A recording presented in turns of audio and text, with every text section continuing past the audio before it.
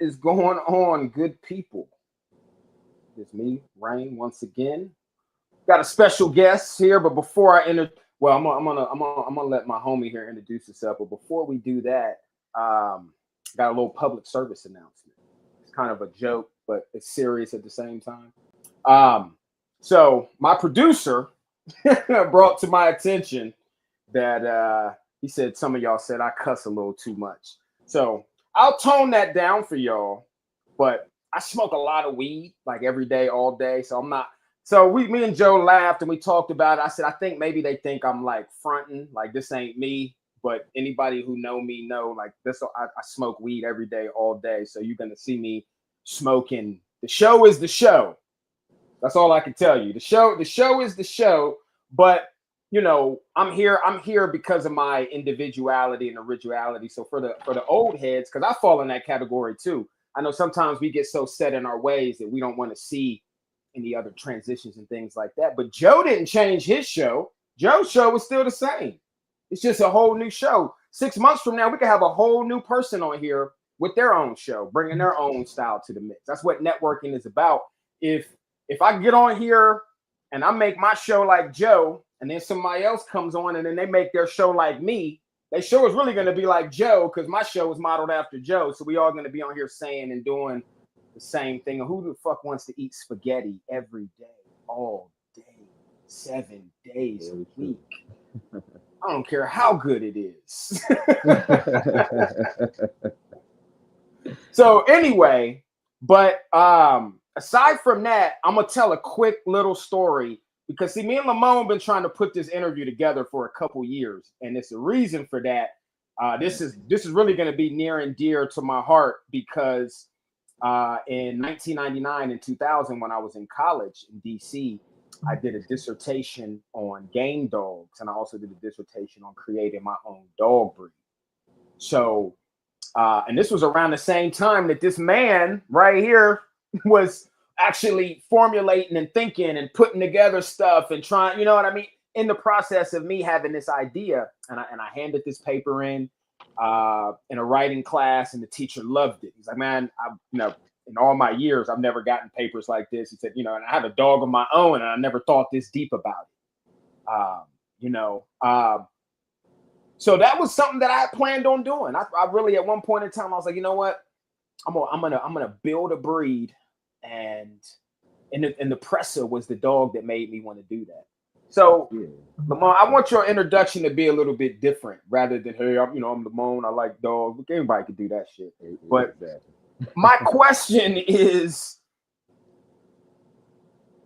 to sit down and say, I want to start putting some dogs together. Where does that come from? Was there a dissatisfaction with the dogs that were out presently, like breed wise, not necessarily the quality of the dogs, but were you dissatisfied? Were you just not seeing what you wanted? Did you have a vision? Like kind of like I had this vision, like I want a dog that looks like this, and I'm not seeing it. Like, how did you formulate it? Was it by default? Was it an accident? Like, how did that happen? Well, of course, it started off as a goal first. You know what I mean? It's something that you envision that with you, well, with me being around a lot of different breeds at an early age, and me getting to see uh, the different roles that they play as far as being individual breeds, and then not only that, me being around the different people that was crossbreeding and not only crossbreeding but real life making programs out of the different crosses they was doing. So that inspired me to do what I did at the end of the day. You know what I mean? Trying to keep up with them at the end of the day. Like they were super competitive with each other. You know what I mean? All friends, don't get me wrong, but in Right. competitions are always every time we came out, it was always everybody wanted their dog to be the best dog out there. So with me growing up like that, I wanted to have some of my own too. And that's what really made me like, you know what, I'm gonna try to create something myself. And that's what made me really get into the research of how it's done. You know what I mean? And that's how I got to the understanding that every breed was made up of different breeds of dogs at the end of the day. You know what I mean? When you young, growing up, you don't know the process of how breeds is Right. made and Right. created. So you're just thinking like, okay, well, this just came from this country or state or wherever the situation was, but not really realizing that it was a breeding program of different breeds of dogs to make this one particular dog. So with me learning that early, I took that and ran with it, and with me having the last of that old school blood that within the group of us had within Colossus. I wanted to take that as far as I possibly could because it was almost going to die off. We didn't.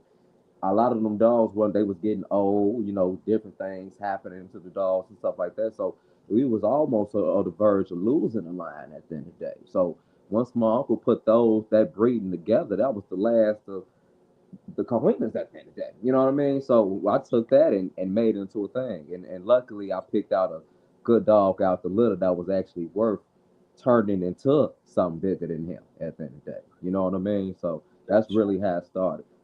So what was the original cross? Like what was the original dog cross that started it? Because I Uh remember I think you told me like because you were like, man, my uncle had it. I don't remember if it was like an accidental breeding or it was a purposeful breeding, but you were there and you ended up getting one of the pups. yeah, no, What no, it was was that? purposeful because Okay. but it's for the exact same reason that I did what I did because it was the last of the last at the So end it of was the in day. front. So okay, I Everything got you. the Like all original that was people tied that we together. was getting dogs from, Okay, they was getting out of dogs. You know what I mean? When got you. every interview you hear me talking, you always hear me bring up Richard K and the Lisas and the Durrells.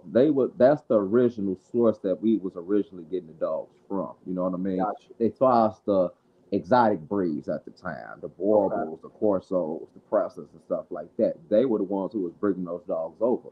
So that was our access to those breeds. But by the time I got up in age, they was out of dogs. They Got was you. older when I Right. was a kid. You know what I Right. mean? So by the time I got up in age and I was eligible to go get my own dogs, they was on their way out.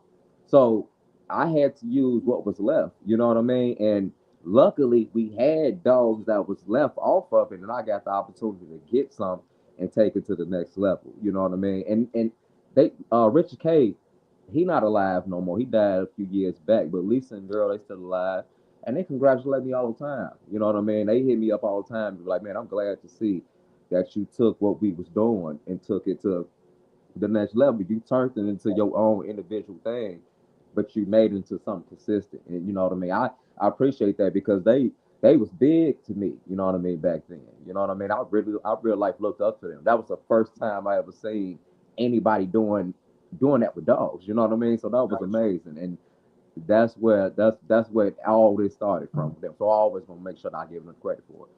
So then correct me if I'm wrong. So you took from this But oh this no, let me ask you a question first because you did okay, ask go me ahead. what was Colossus. He was Right, I did. Neo Borable Pit. Okay. That's the original dog that I started So with. that was the Yeah, original cross, that was right? the original cross. So is it safe to say that kind of like in a way, not in a just in some similar ways, like how the presser was becoming extinct and they had a few left over, and then they used those to kind of solidify the gene pools of all the cross dog. So is it in a because it's not, I guess, I mean, the presser didn't become a breed until it had the standard, I guess, just like with the Colossal Mastiff, no matter how Exactly. many of them that you had or that you thought were great until you actually started like trying to, this is what we're calling a dog, this is the standard. It wasn't a Colossal Mastiff to the public. Exactly. So is it safe to say that you basically, I don't want to say necessarily reconstructed, but in a way, it's almost like you kind of gave it a facelift in a way. Would that be a more of a correct term? Because I guess reconstructed, because this was a breed that y'all had made, whereas the presser was coming off of dogs that were coming off of dogs in the 20s, 30s, 40s, 50s, and 60s that had decades behind them, whereas this is a newer program. So it's not necessarily a reconstruction. I guess I don't know. I guess a good term would, I guess, maybe be a facelift. I mean, regardless of what it is, what you did is amazing. Oh yeah, I in appreciate in it. in the sense, we've had many conversations about this dog, but never as deep as I would like to because I wanted to save that, Right. for right now. So you said it was a Boerboel Neo Pit Bull Hit. cross, right? Right. Uh huh. So That's dog, and you got this dog when he was a puppy. Yeah. So this dog, what was it? What was it necessarily about that particular dog that wanted to make you keep going? Because that dog obviously had to have something. It had to have a lot of things. Yeah, he had a lot of things. A lot of well, people are like within the older dogs. You know what I mean? A lot of the older dogs, they were great dogs. You know what I mean? As far as what they was bred for. But the one thing I noticed about the older breeds is that not the other breeds, but older dogs, should I say, as intelligence wise, they wasn't as smart as what I start breeding later on past them at the end of the day. You know what I Right. mean? They was good dogs for their individual tasks, you know what I mean, guard protection, stuff like that. But some of the dogs wasn't that smart at the end of the day. You know what I mean? So with Colossus, he was smart, he did the job, he had the look, he had the muscle tone, and I didn't have to do a lot to bring it all out at the end of the day. You know what I mean? It wasn't something that I had to force or something I had to repeat constantly to get him to do it. It's like the first time out I was doing it with him, he was getting it in his own. It's just Very that was just receptive. something he wanted to do. You know what I Very mean? And then receptive. he had a Gotcha. situation where he actually saved us from being robbed. We don't know what the guys was gonna do at the end of the day, but he saved us from that. And after that, you know, he became a household name You want for to us at that immortalize point. him, You know what I right? You want mean? to So immortalize him at at that, that yeah, with him not even having that much, I literally took that dog one time for protection work, for agitation. It wasn't even protection; it was agitation. You feel me? point. And after that, it turned on and clicked, and he was just a whole nother dog from there. You know what I mean? He like I say, when the guys tried to come in the house, man, that dog literally in the middle of the night jumped over the my brother, because this is my brother bed. He stayed in the bunk bed at that time. They slept in bunk beds at that time. Jumped over the bunk bed and was going after him. You know what I mean? Like real life. You know what I mean? He saved the day. So with him, I was like, yeah, I gotta real life keep this going, because at the end of the day, not only he was a good individual, the dogs behind him were great individuals, and that's what I really was trying to continue on. You know what I mean? That line of dogs that he came from. You know what I mean? He came from the all the lines of dogs that people talk about in the late early 90s and early 2000s and stuff like that. That's where these dogs come from. I'm just one of the few people to real life keep that generation of dogs going all the way up until this point 20 years later. You know what I mean? So yeah, it's really the fact that how intelligent they are. You know what I mean? Very, very intelligent. And they are big dogs, don't get me wrong. You know what I mean? Super Yeah, big dogs for at the end sure. of the day. You know what I mean? But they still agile enough to get the job done. They still agile enough to do your everyday needs for the most part. And yeah, just a real good dog that do the job that they actually bred to do on a consistent basis. You know what I Gotcha. mean? It's not really a real hit or miss situation like you'll run into with a lot of these different breeds. You know, I'd have had them all. You know what I Right. mean? I'd have Like had a me, lot of right, different right, stuff. right. Me So too. So I'm I not saying understand. this off inexperience. I'm saying Right. this off me having these different breeds in real life comparison. I mean, comparing them to these other breeds of dogs, and they real life way more consistent, a real life better version of when you real like when you going to go get a protection dog, a guardian dog, you looking for a dog that's gonna real life do the job. You know what I mean? It Right. Like we shouldn't really talked be a about many guessing game. times. Right. Yeah, you know what I Like mean? It shouldn't be a guessing game. It should and that's why I steer my program the way I did, because I don't want to just talk about it. I want people to see it. You right. know what I mean? I want you to come to my house and you see the dogs doing what they're supposed to do. I'm not. I don't want to be the person who talk my dogs up. Yeah, do Right. this and do that, and then you come to me, you come to my house, and guess what? You don't see my dogs doing nothing that I'm talking about. You know Right. what I mean? Now at that point, I'm selling you a dream. It's hit or miss. You don't really know what you getting at that point. It's either you believe in what I'm saying, you literally don't see it at my house because the dogs ain't doing nothing that I said I did. So it's a hit or miss for you. So that's why I'm like, no, let me do it a different way. And that's why I try to get people to actually come out and see the dogs for themselves at the end of the day, and not really go off, today's way of selling dogs at the end of the day is pretty much pictures and videos on social media. No, come over and see the dogs in person, so you real life actually get to see what your dog gonna be. You know what I mean? It's not just attitude wise, it's you know, physically. You know what I mean? What you getting, size wise, look wise, how they are with the kids, how they are outside in public. Outside, when I take them outside the kennel, that they act the exact same way. That's that's another situation. My fault, my mouth is getting a little dry. That's Good. another situation when What happened? We lost him.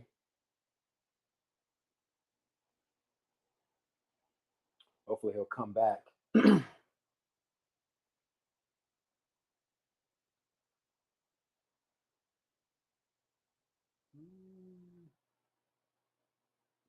know what happened? I'm sure my producer's on it. Joe on it. He got to be on it, trying to figure out. He might have lost service. I don't know. Just went black. That's weird.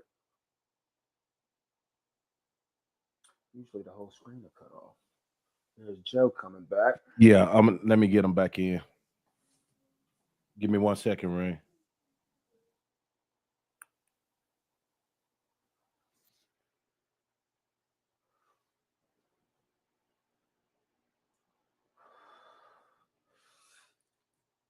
Feed 20,000 roaches tonight. You ain't never heard a nigga say they got to feed 20,000 roaches. We'll be trying to get roaches out of the house. And I'm over here breeding them.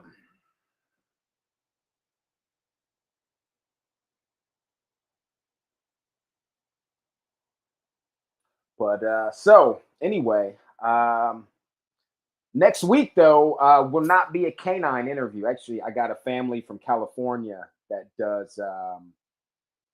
No, I breed red runner roaches. Red runners. I think there's Lamone's coming back.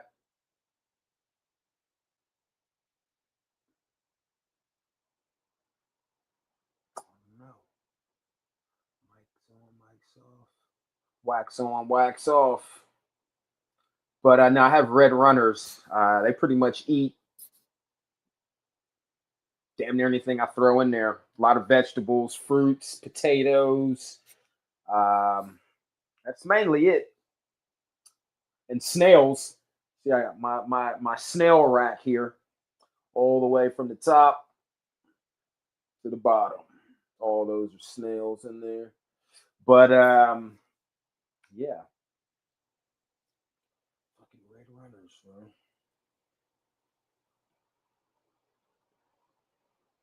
I don't know. Probably about 6 dozen snails on this one rack.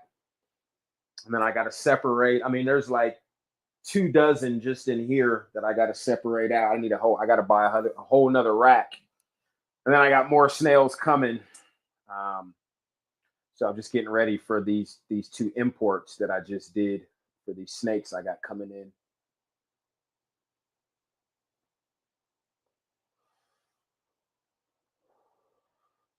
So, but yeah, I don't fuck with the dubias because they burrow. And then my geckos, after if they don't catch them right away, they'll never find them, and then they'll just be in there growing, getting them. I remember when I had some tree monitors. Okay, there we go. My back. There you go. Oh, I don't know what. I didn't forget where I left off at this point. Well, it's all good. I got a good question for you. Okay. So with all the positive things about the breed, so if you had to pick 2 things, but one thing where you believe that your dogs excel to any other breed. Obviously we wouldn't compare your dog to a pug, but dogs in that same category, where you think that your dogs excel or will excel. And then what is one thing that you think you could improve on the breed? Or that you are trying to improve on the breed?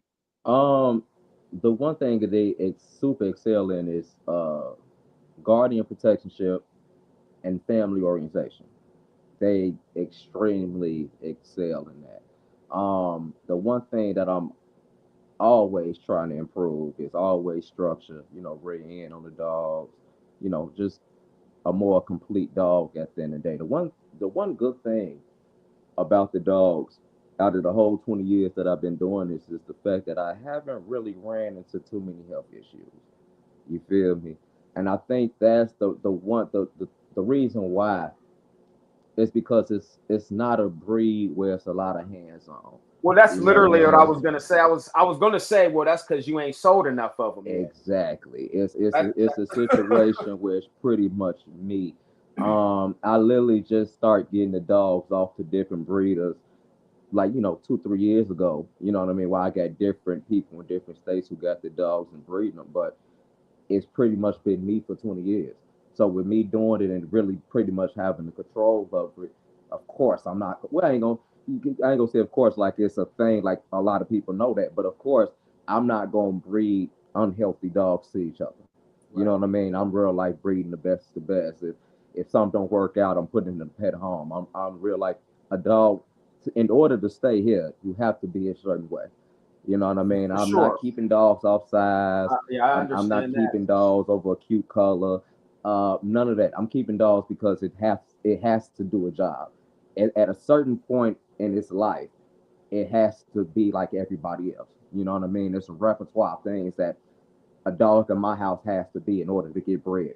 Not only forget even getting to the breeding point, in order to get fed over here. Right. It's You know it's what I a, mean? it's a So right, not a privilege. Basically, that's yeah, that's how I you was got to. taught. That's the So only way. You know what I mean? So, and I feel like in order to have a real program, it should be that way because at that point you're looking for a consistent type. You're looking for a consistent exactly, thing to come out your dogs at the end of the day. exactly, You know what I mean? exactly. And you Like, and it's better for when you selling dogs. You know what I mean? Like I think that's one of the most amazing things when people get dogs from me is the fact that I can actually tell them what they dog gonna be. right. You know what I Well, it's like mean? running a But restaurant. It's like running a if you. It's like the the Colossal. If Colossal Mastiff was a restaurant, I'm sure you would be popular in Chicago because of what you just said. It's like you keep talking about consistency, and that's the most. I'm a chef. That's the most important thing in a restaurant. And for then we're sure. also talking about it all ties in. You said because there's not a lot of hands on. Well, in a restaurant, when you hiring and firing, that's how you can start to lose consistency, especially if the people you bringing in aren't Ain't really really with the if they're just same there to get a mindset or job path and they're that not really a exact chef, you exactly. might be like, look, bro, I don't had to tell you to fix this salad like 8 times, bro, and it's really not Exactly. that Like, hey, hard. bro, you kind of lowering in the business at this point. I Right. gotta So I'm move gonna on to right. I'm somebody gonna who actually get what I got so going. it's right. So It's the yeah, same thing, right? And it's not only enough that you say it. I mean, you definitely deliver it. I see it. I've been looking at your dogs for a few years now and having the conversations with you, and absolutely. it's a lot of repetition in our conversations, and not in a bad way. It's just because I mean, if that's what you got, you can't talk about. You can't. Why you don't have to make anything up. You know what I mean? So we say a lot of the same things over and over. I know I've done podcasts and people are like, bro, but you're always talking about insurance. I'm like, because y'all motherfuckers won't get it. If you go get it, I won't have to keep talking about it. You know what Exactly. I mean? So that's Exactly. that's why I mean, that's how you get it into somebody's head. So with this though, let me ask you about this though. So with you because you told me multiple times that the temperament is like dead set on. It's like it's pretty consistent. Yeah. Are you seeing any fluctuation? Like, have you seen any fluctuation, let's say in the last 5 years, as far as like the dogs trying to get bigger on you or trying to get smaller on you? And if have you had to Uh, have any control behind that, or have you not seen that at all? no, not really. Within the last 5 years, especially up in this point, because I'm like multiple generations in at this Right. point. So yeah, within the last 5 years, actually, it's just been getting even more consistent. At the end of the day, it's just, it's not a guessing game with litters no more. You know what I mean? It's pretty Right. much you know exactly what you're getting every single time when you're putting dogs together. It I didn't got so cold at it now. Like I could literally talk about what I want out of breeding, do the breeding, and to get exactly what I'm That's looking like for. Bo. That's like Yeah, Bo. you We know were what I just talking mean. Bo It's the it's same it's way. no Right. guessing games at this point. You know what I I, mean. I, And within the right. within the last 5 years, like I say, it's just been getting more and more consistent. Right. turning more and more to a type. Right. And You that's know what what I I mean? think anybody breeding, whether you're making a breed or you're making a breed better, I think that's what we all should be striving for. Like even again, it's like what you said, like I can still apply that analogy to being a chef. It's like if I know everybody in my kitchen, I know they're on point, I ain't really checking much when it comes to the pass because I Yeah. already know. You know You what I know they're mean? doing a good job at the Right. end of I the day. already know. You I'm know what I just mean? looking. I'm doing my finishing touches and putting it Right. on the chef's table to All I'm go out. gonna do is keep on making sure that they do a good job. So I'm gonna do Right. everything that they can to make sure that they want to come to work every day and make it do what it do. You know what I mean? Same exact thing Right. with the dog breeding thing. Every breeding is to better off what I bred. You know what I mean? It's not. It's yeah. Everything gonna stay the same as far as standard wise, look wise, and stuff like that. But it's a I'm doing it to have a better version of the parents. You know what I Right. mean? Right. Because there's no perfect dog at the end of the day. At least Right. I don't look at it. And I think we all know as far as dogs and breeders and stuff like that, it's no perfect dog. So every breeding that you're doing is to try to better what you just had. You know what I mean? Right. And I think I've been doing a pretty good job as far as just continually bettering the breed. But like I say, it's a situation because it's pretty much me, you know what I mean, for the most part. And the fact that I got the breeders that I do have with the dogs right now, they are just like me. You know what I mean? We Right. I all know stay in one of them. contact with I each know the other. one of them from Georgia, I think, down there Yeah, in Georgia. yeah, Yeah, he was yeah, over in yeah. Thailand a We couple all of times. keep in Yeah, contact yeah. with each other. We let each other know what's going on. You know what I mean? And it's like a family at the end of the day. So with it being like that, it's easy. You know what I mean? It's real easy. It's not really a fight with people where you got people trying to get the dogs to cross into something else. Because these are people that's really really coming back and getting the dogs. These are people who, when they first got the dogs, 3 months later they coming back to get another one. And then it turns into now they whole yard is Colossal Right. Well, that Mastiff. was going to be You one know of what I my mean? questions. So I was going to ask you too about the clients. I mean, you answered that. I mean, I got a real important question. I don't think anybody, because you haven't done too many interviews, but I don't think anybody's ever asked you this question. You know, I do my best to ask the odd and obscure and ask unorthodox away. stuff. Ask So away, man. That's what I was like. there any point in what you were doing where you were dissatisfied or disappointed with either the program or dogs, or you were like, man, fuck Oh this? yeah. Oh yeah. You know what Yeah. I mean? And like Yeah. what In recent times. There's a like recent what was times it? too. Like what is it like a mix of things? Is it at your age? Is it just getting burned? Like what was it like in the beginning until now? Like Well, in those periods of time, because obviously you're still doing it. So when it happened, like what do you recall? Like the first well, I time when can you say were a like, man, recent time situation. This was literally probably a couple of years ago. I had a litter that I really wasn't a big fan of the whole litter at the end of the day. You know what I mean? Like I wasn't a fan of really none of the dogs, to be honest with you. But I ended up keeping the dog, you know what I mean? And he just wasn't turning out. You know what I mean? I'm used to 6 to 7 months. My dogs are pretty much showing what they are. You know what I mean? They show real strong guardian protection instincts pretty early. You know what I mean? Every dog that I got in my house at 6, 7 months, they pretty much showing what they are. You know what I mean? So that's what I'm used to. I'm used to if I'm keeping a dog personally and showing what it is. This dog in particular wasn't like that. He was a little tad bit softer at the end of the day. So I just couldn't keep him. You know, I put him in a pet situation. You know what I mean? That was a more suitable situation for him because for one, he wasn't my type. I didn't like him, and I damn sure wasn't to breed about him because he just wasn't my type. You know what I right, mean? So yeah, you have situations like that. It's just the more and more you've been in it and breeding the dogs, you just find less and less of that situation. You know what I mean? You start off with a lot of dogs like that, and then you start when the longer you go, it start narrowing down. So now your list is coming out more consistent, and you got higher percentages of dogs actually doing the job instead of 1 or 2 dogs out the litter that's good, and the rest of them ain't no shit. You know what I right, mean? And that's what you'll see, and that's why in comparison, so and I it's and I'm not saying it's not good breeders and different breeds. This is definitely is. I'm speaking on majority, the Colossal Mastiff, in comparison to these other master type breeds, you know what I mean? Just for the fact that it's not that many hands on like these other breeds, because it's not as popular as these other breeds, but it's a more consistent dog as far as doing this job and confident with it than those other breeds. You know what I mean? Just off the simple fact that it's not all the hands on, it's not all over the place. You don't got somebody doing this with the dog and somebody over here doing with the dog.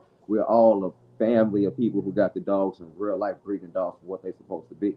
You know what I mean? That's the reason why those different breeds are in those situations, because once a breed becomes popular, guess what? People do what they want to do with the breed.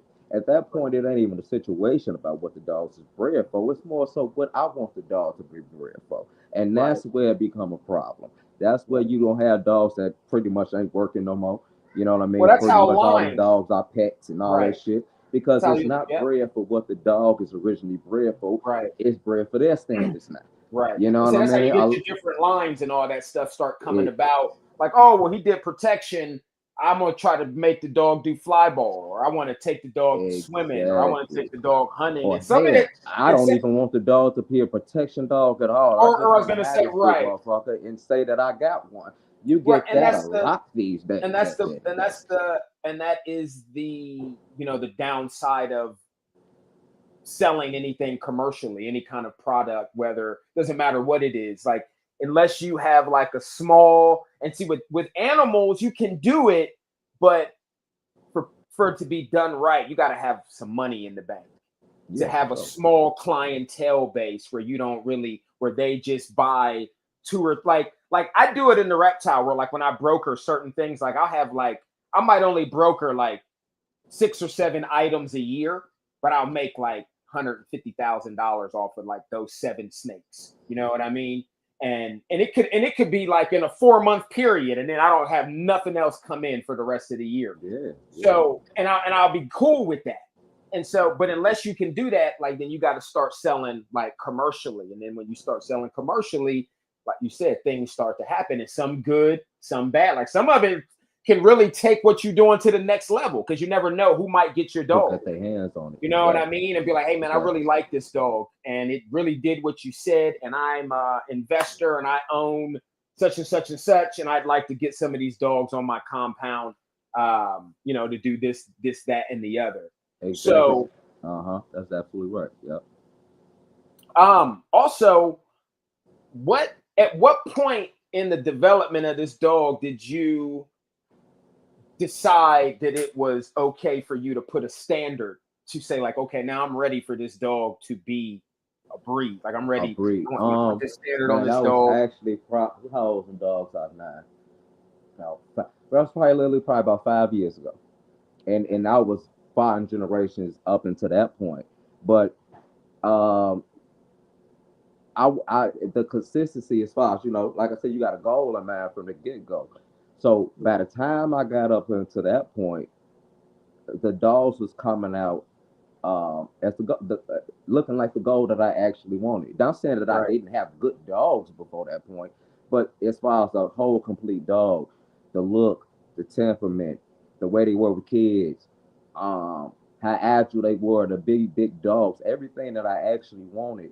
That's when it's really start hitting the hammer on the nail at that point. And at that point, I really start getting litters that was coming out like, damn, okay, I know what this is gonna be. I'm not even playing like I was playing earlier. I'm not playing to guess a game at this point. I know exactly what I'm getting. Only thing I'm worried about is the number of dogs I'm gonna get. You know what I Gotcha. mean? Because I know what they gonna be. You know what I mean? As far as look wise and stuff like that. Now, as far as temperament and shit like that, of course, they puppies, they individuals. Everybody got their own mindset or whatever like that. But for the most part, they all act the same way. And I know that for a fact because, I keep a lot of dogs and I sell dogs too. And when you get the phone calls and the people are calling you and saying the same exact thing that the dogs Right. at your house doing, then you know you're doing something good because it's the same. It's almost like you repeating yourself to yourself. You know what I Right. mean? They calling and telling you the same exact thing that your dog probably just did 5 minutes before they called you.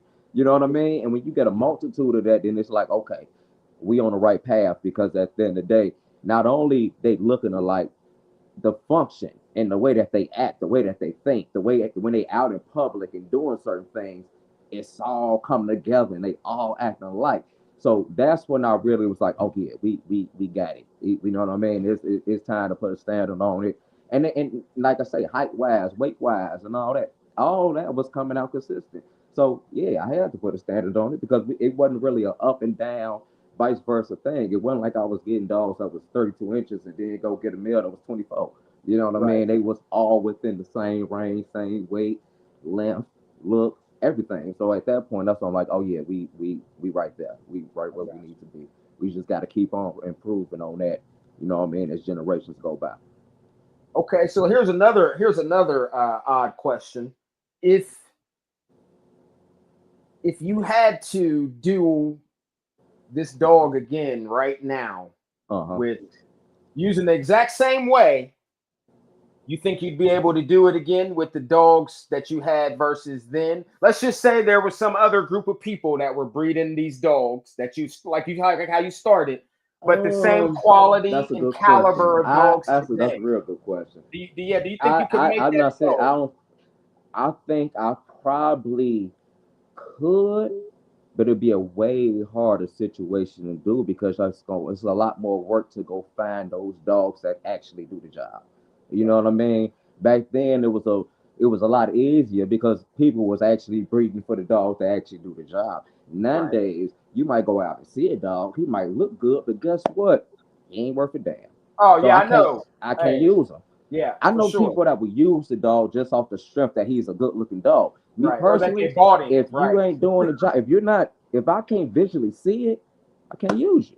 And right, I get people that get mad at me and don't understand why I say that. But it's like I look at dogs, I guess, a lot different from a lot of people. I real life look at the dog for what it's supposed to be and what the dog is. If I'm looking at a certain breed, I'm expecting that breed to be what it's supposed to be. I'm not just going off a look, and I damn sure don't care about no color.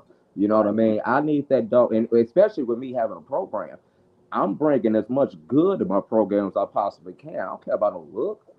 What a look gonna do for me? Right. You Now I feel me? feel If you. I'm breeding guard and protection dogs, I need a dog that's gonna do the job. Right, I don't need dogs gonna look cute. right. What if somebody break into my house? You think the dog looking cute gonna get the burglar up out of here? No, I need something that's gonna do the job. So I'm not looking for cute and height and weight. I'm looking for a dog that's gonna do the job. The height, the weight, and all, that's a bonus for me at the end of the day. First off, I'm breeding massive. That's gonna be there anyway. You know what I mean? Let's get that out the way anyway. The size and all that gonna be there anyway. I'm more so looking for temperament. I'm looking for confidence. I'm looking for the dog that's gonna actually do what I need this dog to do. You know what I mean? And that's why I'm selling to people at the end of the day. A dog that's gonna do the job. You know what I mean? I'm not selling you a dog that you got any ifs or doubts or just because the dog. Because you get people who really don't even know what a real protection dog is. You get people that think because a person came, a mailman came to your dog, your dog going crazy. They Right. think your dog is really a protection dog and don't realize if somebody actually came in your house and really applied real pressure, you really don't know what that dog gonna do because he bold and everything in his house, and ain't nobody really pressure him to do nothing. He just Right. put mail in the mailbox. But if he kicked your door down and actually ran to Yeah, your you'd be house, is surprised. that Yeah, dog gonna stand there and bark? you'd Or be is he gonna run surprised. to the Right, back of the for room and sure, jump out the back window because he's trying to get for the fuck out of sure. there? You know what I'm saying? That's You'd be the surprised. difference. You'd be You feel me? surprised at That's what what people it. don't Yeah, understand. When yeah. you dealing with the colossal, 6, 7 months, they not backing up from that door. 6, 7 months, you come to that door, they stand. And I'm not gonna say they're gonna kill you because it's 6, 7 months. I'm not testing dogs on they puppies at the end of the day. I just want to see what they actually made of and are they willing to do the job at the end of the day. You know what I mean? Right, I'm not putting that kind of pressure on a young puppy, but I have had dogs at that age that will fuck you up if you come to my house. You know what I right, mean? With the work, without the work, whatever the situation is, that's what they do. And at a confident level. You can come try to kick the door down, they standing there. You know what I mean? But at the end of the day, too, that's why I say not genetics is huge, you know what I mean, as far as the dog. But people don't understand that you as the owner play a huge, huge part and a huge impression on your dog. You know what I mean? Showing your dog different situations and different scenarios and really socializing your dog is really what keep your dog on point because your Right. dog ain't fearful at that point. Your dog got Right. all the confidence in the world. You know why? Because he's seen it before. You got a Exactly. lot of people who they happy with the dog barking behind the gate. They don't take that dog out. He's never been in a car. He's never been in no park. He's never been nowhere outside his house. So when a real situation come, even at home, a lot of them dogs ain't gonna be confident because they just don't have the socialization and the people don't spend the time with the dog they're supposed No, to I real agree. life build that Right. bond in order for the dog to do what he's supposed to do. The difference with 100%. me, if you call me on a regular, you talk to me on a regular basis. I bring my dog go to work with me. You know what I Right. mean? I'll take my dog to work with me. I switch up dogs and take dogs to work. My dog, I got a dog with me 24/7.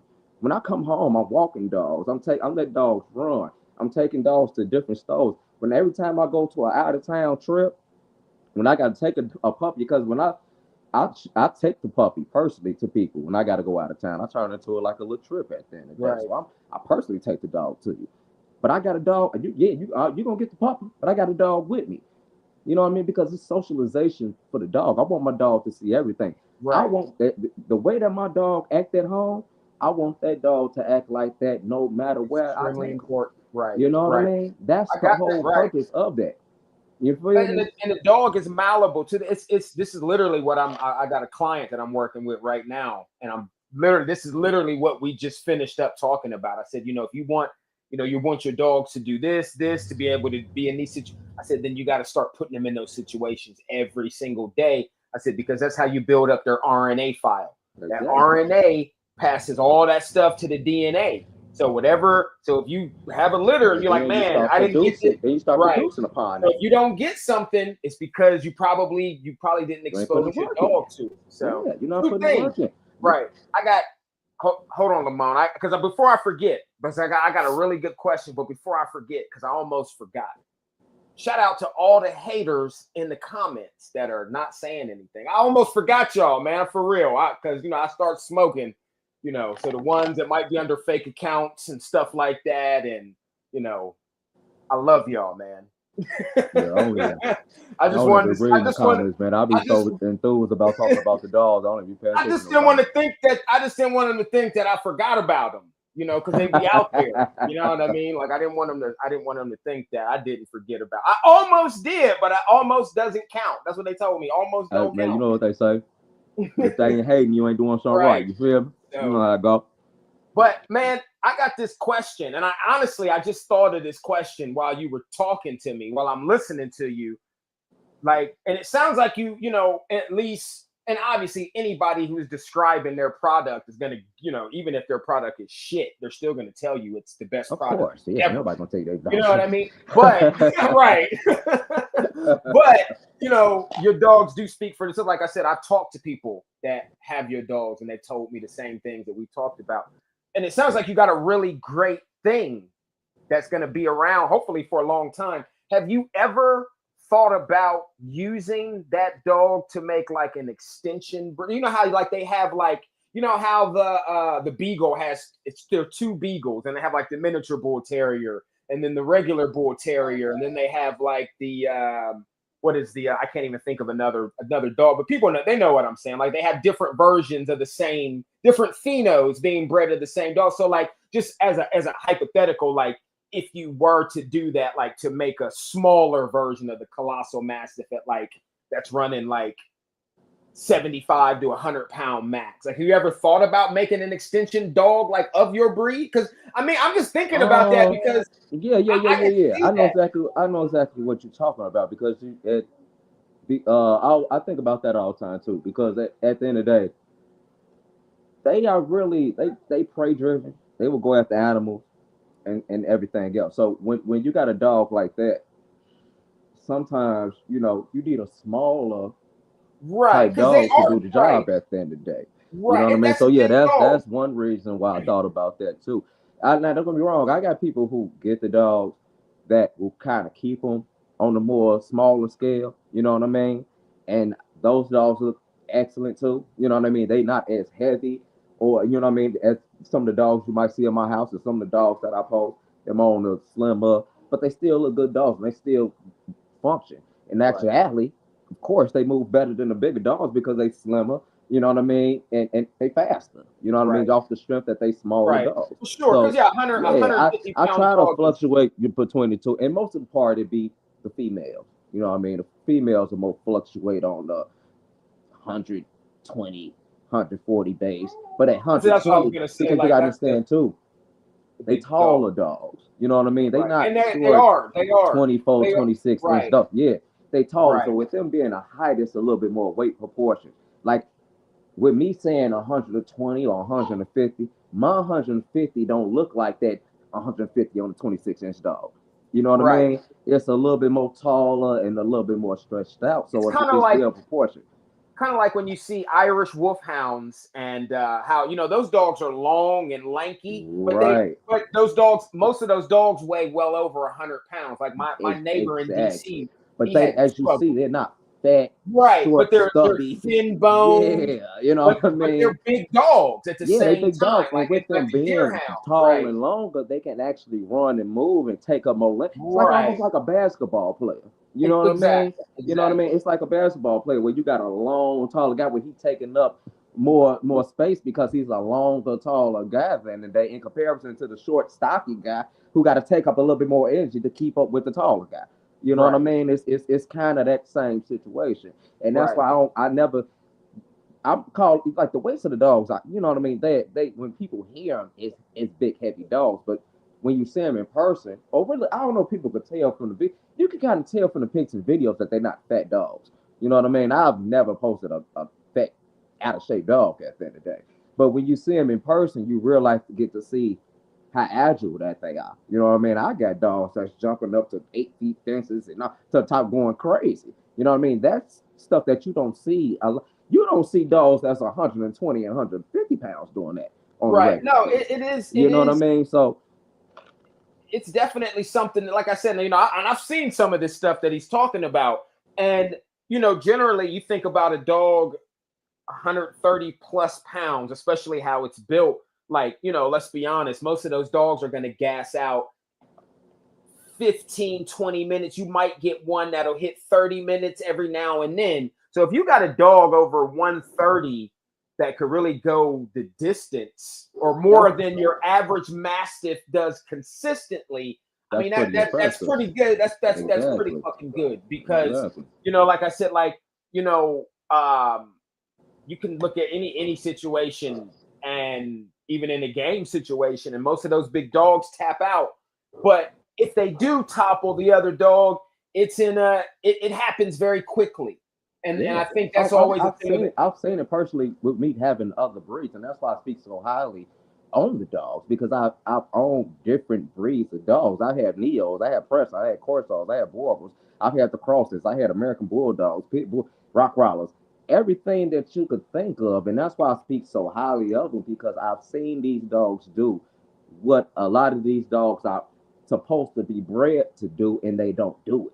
And I'm not talking about me having 1 or 2 dogs of these different breeds. I'm talking about multiple dogs of these different breeds at the end of the day, coming from top people.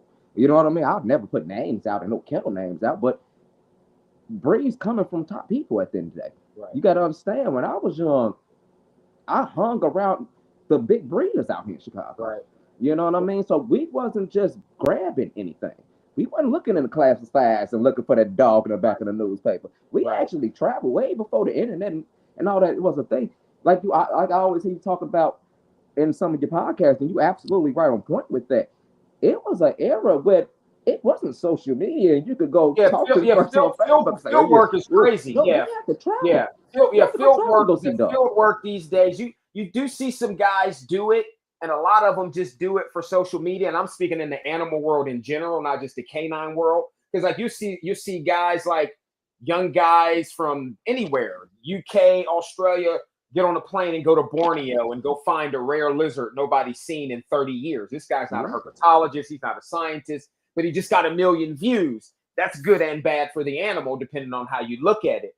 But for sure, like but I think majority of people, when it comes down to it, even with social media, like I think the field work and the research is fleeting. A lot of people do it just to be seen, and they're not really doing it because it's easy to get a couple pictures or 5 minutes of footage to make it look like you did something and splice that shit up and, in this 29 different shorts and post one every month. And, you're like, it's so funny, man. Like, looking at your page and my page, like, we got a lot of similarities. Like, I don't post a lot.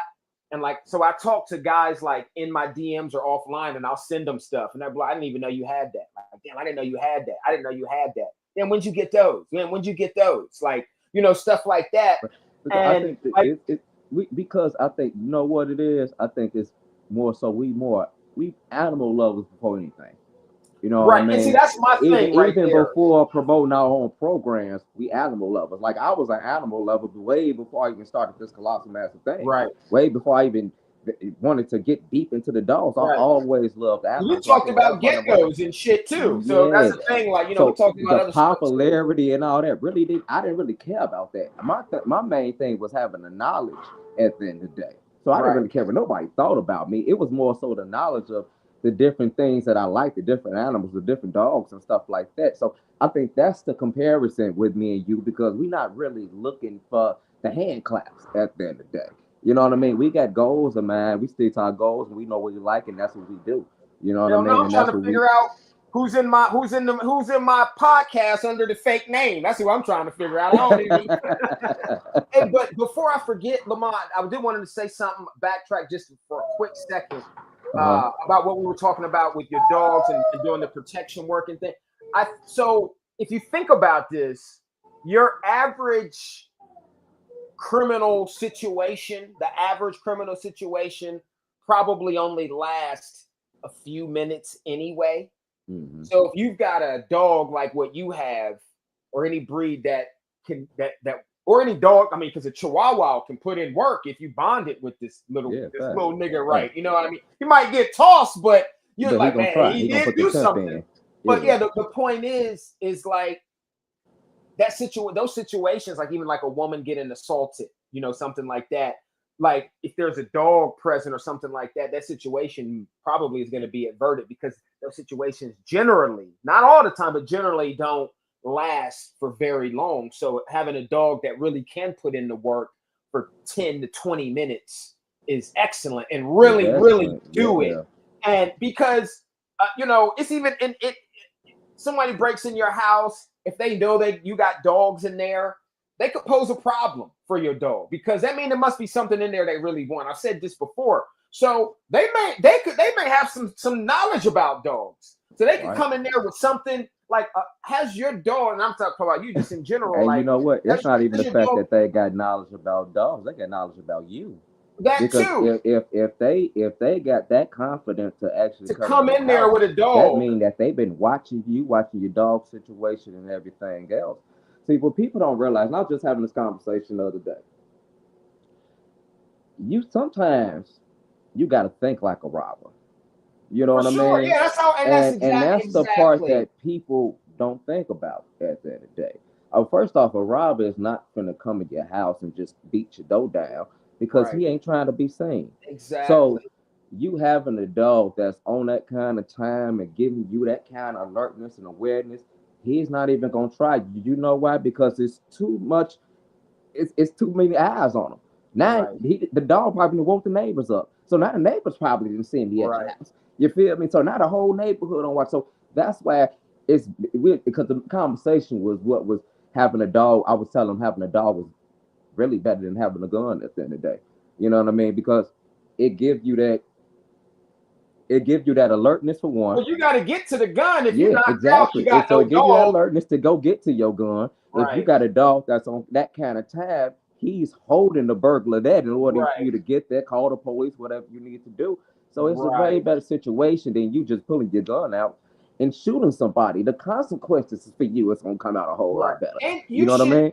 Right. And you should know, I think this is the way I do it in my house, because I'm not a gun person. I like knives for a reason. One, they're quiet, but I don't have dogs here right now. But everything I have, like if I have a dog in the house or if I have roommates, like I let them know, like, well, we got a system here. Like, you got to know this house in and out. Because if somebody broke in here, You know what I mean? Like I actually did get one of those. It's not a real gun. I don't have it here. It's one of those non-lethal. They shoot like the pepper ball, but they hurt. Yeah, So they because hurt. here's my thing. Here's my thing. You come in here. I mean, I'm bored out here. So come on in here because I'm bored as shit. So, I got knives at all different types because I collect them from all over. Man, I hit you with a couple of them. There, huh? Hey, I'm gonna hit you with a couple of them while that pepper fry. I'm all in your throat with that. Crawling on the floor in the middle of the night. But you should know you're out. Have your dog on point with you. You got a dog like that. Have that animal trained. You know what I mean? To come and get you because a dog can pretty much do. Man, dogs will open the fridge and bring you a beer. Yeah. So you can train a dog to be quiet and come wake you up and let you know, hey, somebody is out there. Let's do the damn thing.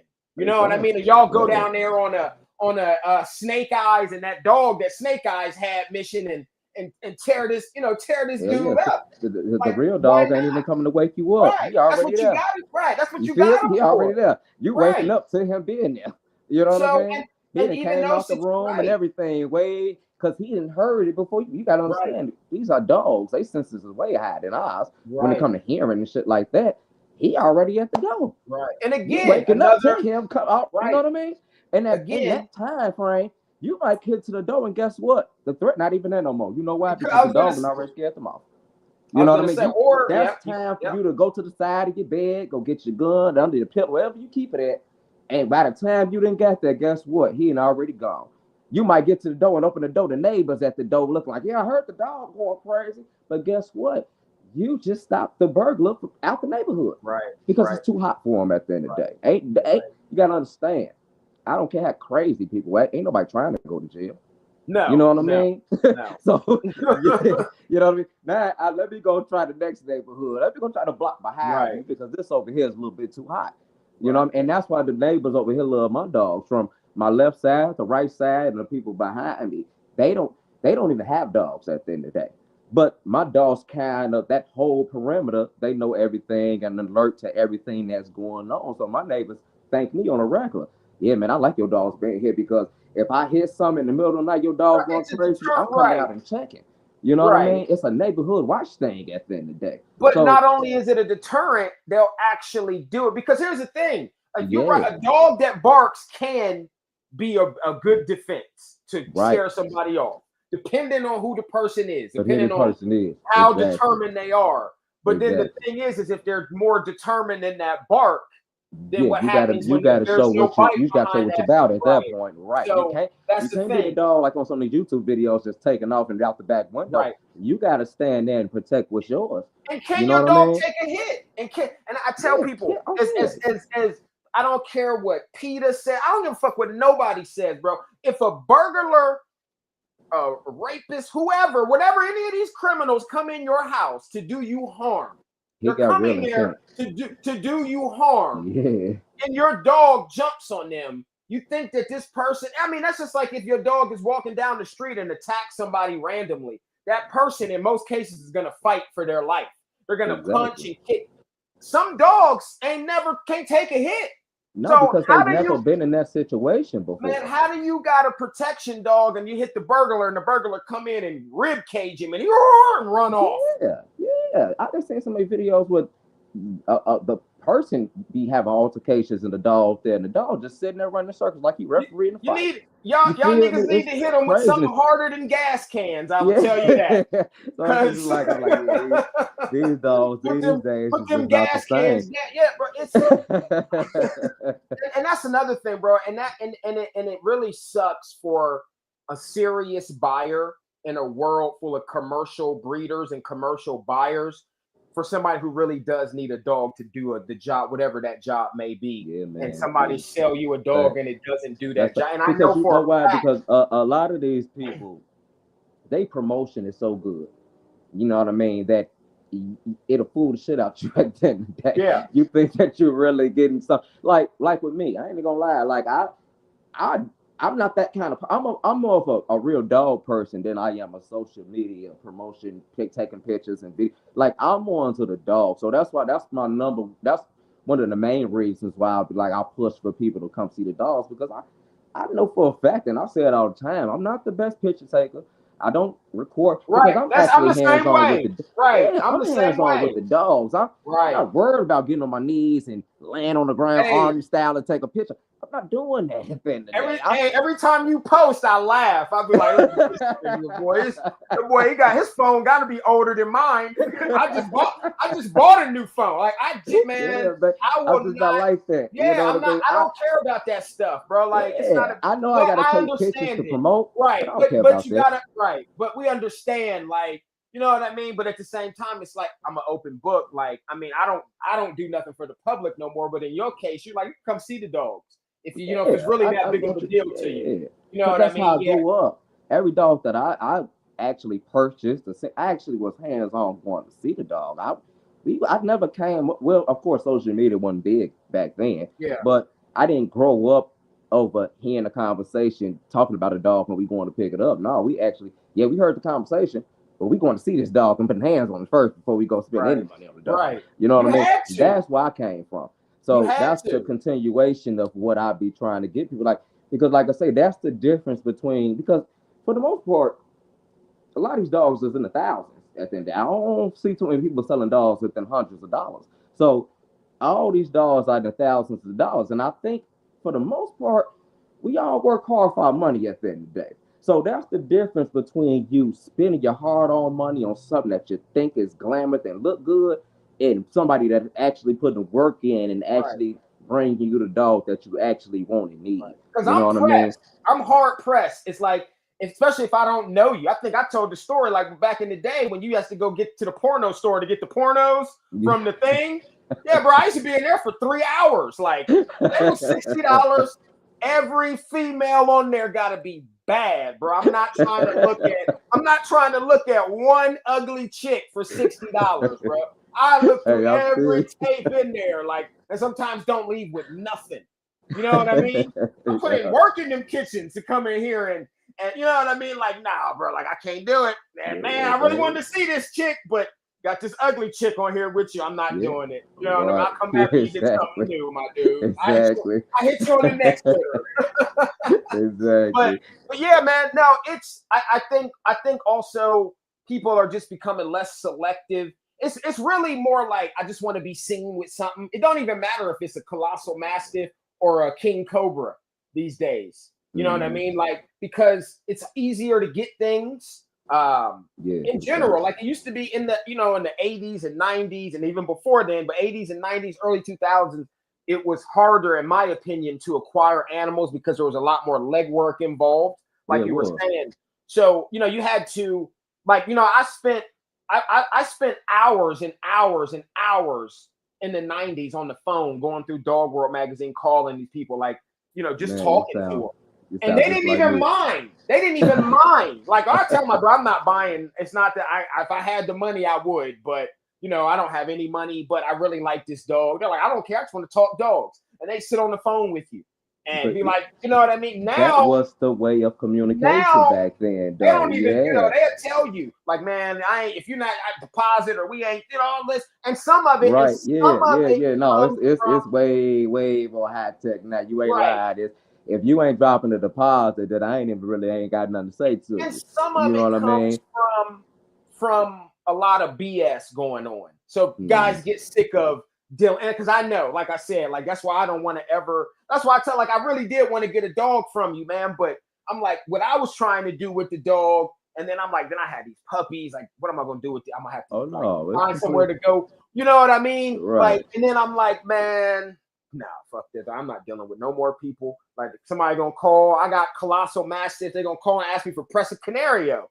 Like, and I'm trying, I told you, I'm like, literally, bro, like, keep it real. I just want to, if you got a blue brindle dog, I want to try to breed it to my Presa and then breed back. I just want to make my dog blue brindle. I was like, that's all I wanted. I was like, you can have the dog back after that. If I can get that to happen, I just got to try to get that copy of the gene on both sides. Right, on both sides. To make it happen. I was like, I really don't want another dog. I really just want it when this dog is done, I want to breed him. Hopefully I get a blue brindle. And that's all. I just want a blue brindle version of Champa. I don't want another dog. But I will say this, like, if I was in the market for a dog, you and a couple other people, I definitely would. I would get a dog from you, but I can't do. I'm so I ain't had to go out in my yard in like 2 months and like Well, I'll put it like this, man. I'm gonna take as far as like the people who've actually came and seen the dogs, you know what I mean, from horrible breeders, presser breeders, Corso breeders, and all that. The first thing they actually say is like, "Damn, this was like I thought this is what my breed was supposed to be." You know what I mean? right, I get people that someone want to breed into my dog, you know, and they have a completely different breed just to bro. bring That's that right. kind of fire and heat into their breed at the end of the day. You know what I mean? So that's why I mean, as far as they got everything that you looking for as far as a guardian protection breed, because you got people coming from some of these top kennels that they came here, seeing the dogs, and guess what? Because they understand. Don't get me wrong, and they show love and all that too. I'm not gonna act like they don't, but what they do realize is too, I'm not a huge name like they are. Right. So it's a kind of cheat code if you breed into my dogs, because first off, it's not a huge thing, but guess what? It brings all the heat that necessarily that you need Right. into your program at the end of the day. Of course, I don't allow that kind of shit because I'm doing my own thing. But of course, yeah, they didn't came to me with it at the end of the day. But it shows to me that they get what a lot of these dogs out here are missing, and what a lot of these people are promoting as that they don't really have it Oh, I know. at They the be in end of my the day. DMs You know all what I the mean? time. So Like, yeah, I bought a dog from so and so for $6,000, and it ain't turning out to be nothing. And they like, you told me not to get a dog from that person. I'm like, yeah, I told yeah, you. don't get me wrong. I got the stories. I ain't like I say, I So, don't put you the know, people names and shit I'm out, like, but yeah, I and that's a believe lot of me. that's a lot of money to be disappointed about. You know what I mean? Yeah, Five, yeah. five, $6,000 plus whatever you put into this dog. Like I would be upset too. Like, man, Oh, but I will be blue. I'm not gonna lie to you because you sold me a dream. I right. don't get, and I blame myself too But I was because gonna I say fell for right. the dream But I at was the end gonna of the day. say at the same time, the blame goes on both. It has to go on both ends. Exactly. It's kind of like some of the females out here like that. You know, they got six on the same shit. Like that was like you got to take some responsibility at some point in time to, you know what I mean. It can't be everybody else's dogs. All men are bad, all women are bad. Like, it's no way, bro. You got to go look in the mirror. Every woman or every man you have met, you telling me Yeah.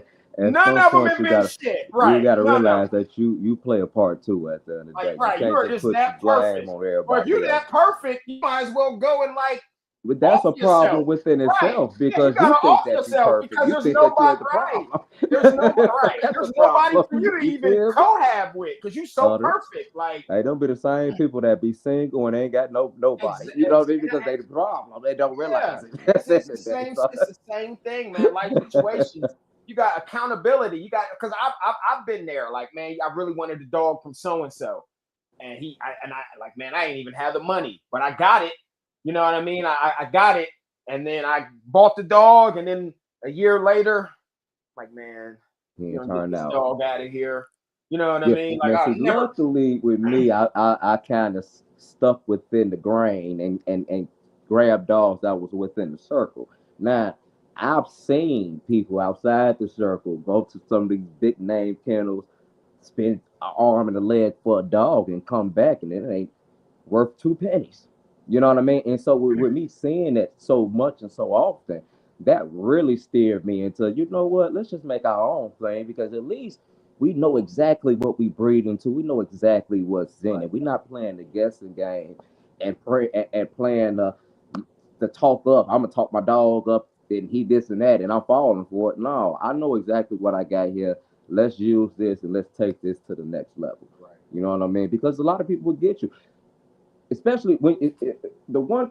I think the one thing that made people believe that the dog game was a real money making community was the bully community. For sure. You know what I mean? I think the fact that people see bullies and people see them shows and them dogs and they see the price tag of what they selling puppies for. I think people seen that and it was just like, man, dogs the new hustle. You know what I mean? Dog's a new thing. I can make an arm and leg off people because you get people that will go spend 10,000, 20,000 on 2 dogs and expect they first litter to make Oh, I see it all 40,000. the time. I see Yeah, it and all it's the like time. you don't understand that the dog game is not like that. You have to, yeah, you might have played. I'm not gonna say that your dogs are crap. It's just the fact that don't nobody know you to spend that kind of money with you. Well, You know what I mean? you got a dog from A and a dog from B, and you like, Yeah. this is Yeah, my, you like, and you bro, them literally ain't just even slap your dogs dog. together. So That's a right. when people buy Yeah. when you're in a situation like that, your guess is as good as theirs as far as what you could tell them about what the dog gonna be, because you don't know and you can't tell them nothing. They don't know, you don't know. What can you tell them? You got 2 dogs from 2 different situations. You ain't had the parents or grandparents off this one, and you ain't had the parents or grandparents off that one. So you literally Right. just start these 2 dogs. What can you really tell them? Right. That you got a colorful litter of dogs? You feel? That's it. That's it. You can't tell them nothing. You just put dogs together at the end of the day. But you get people that do that and expect to make $100,000 and become rich. And it's like people nowadays don't really want to put the footwork in. You know what I mean? They No. don't realize how many years it takes to do this and don't understand that you're gonna have failures. It's gonna be good times, bad times, all that. That's the whole point. Because every lesson make you a better person. When you say that you 20 years in the game, you should be talking like you 20 years in the game. A For real sure. breeder could tell you everything and tell you about all the downfalls he had and how to fix such and such and what I gave this to fix this dog. And not just 20 years of you just throwing dogs together. And I can't tell you a thing except I got a litter on the ground. You Man, feel I me? just seen No, somebody. I Yeah. should be able to tell you what's Oh, going on. yeah. I And just seen. let me answer the guy comment, Yeah, I was gonna Richard say, White, because Richard. he asked Yeah. me.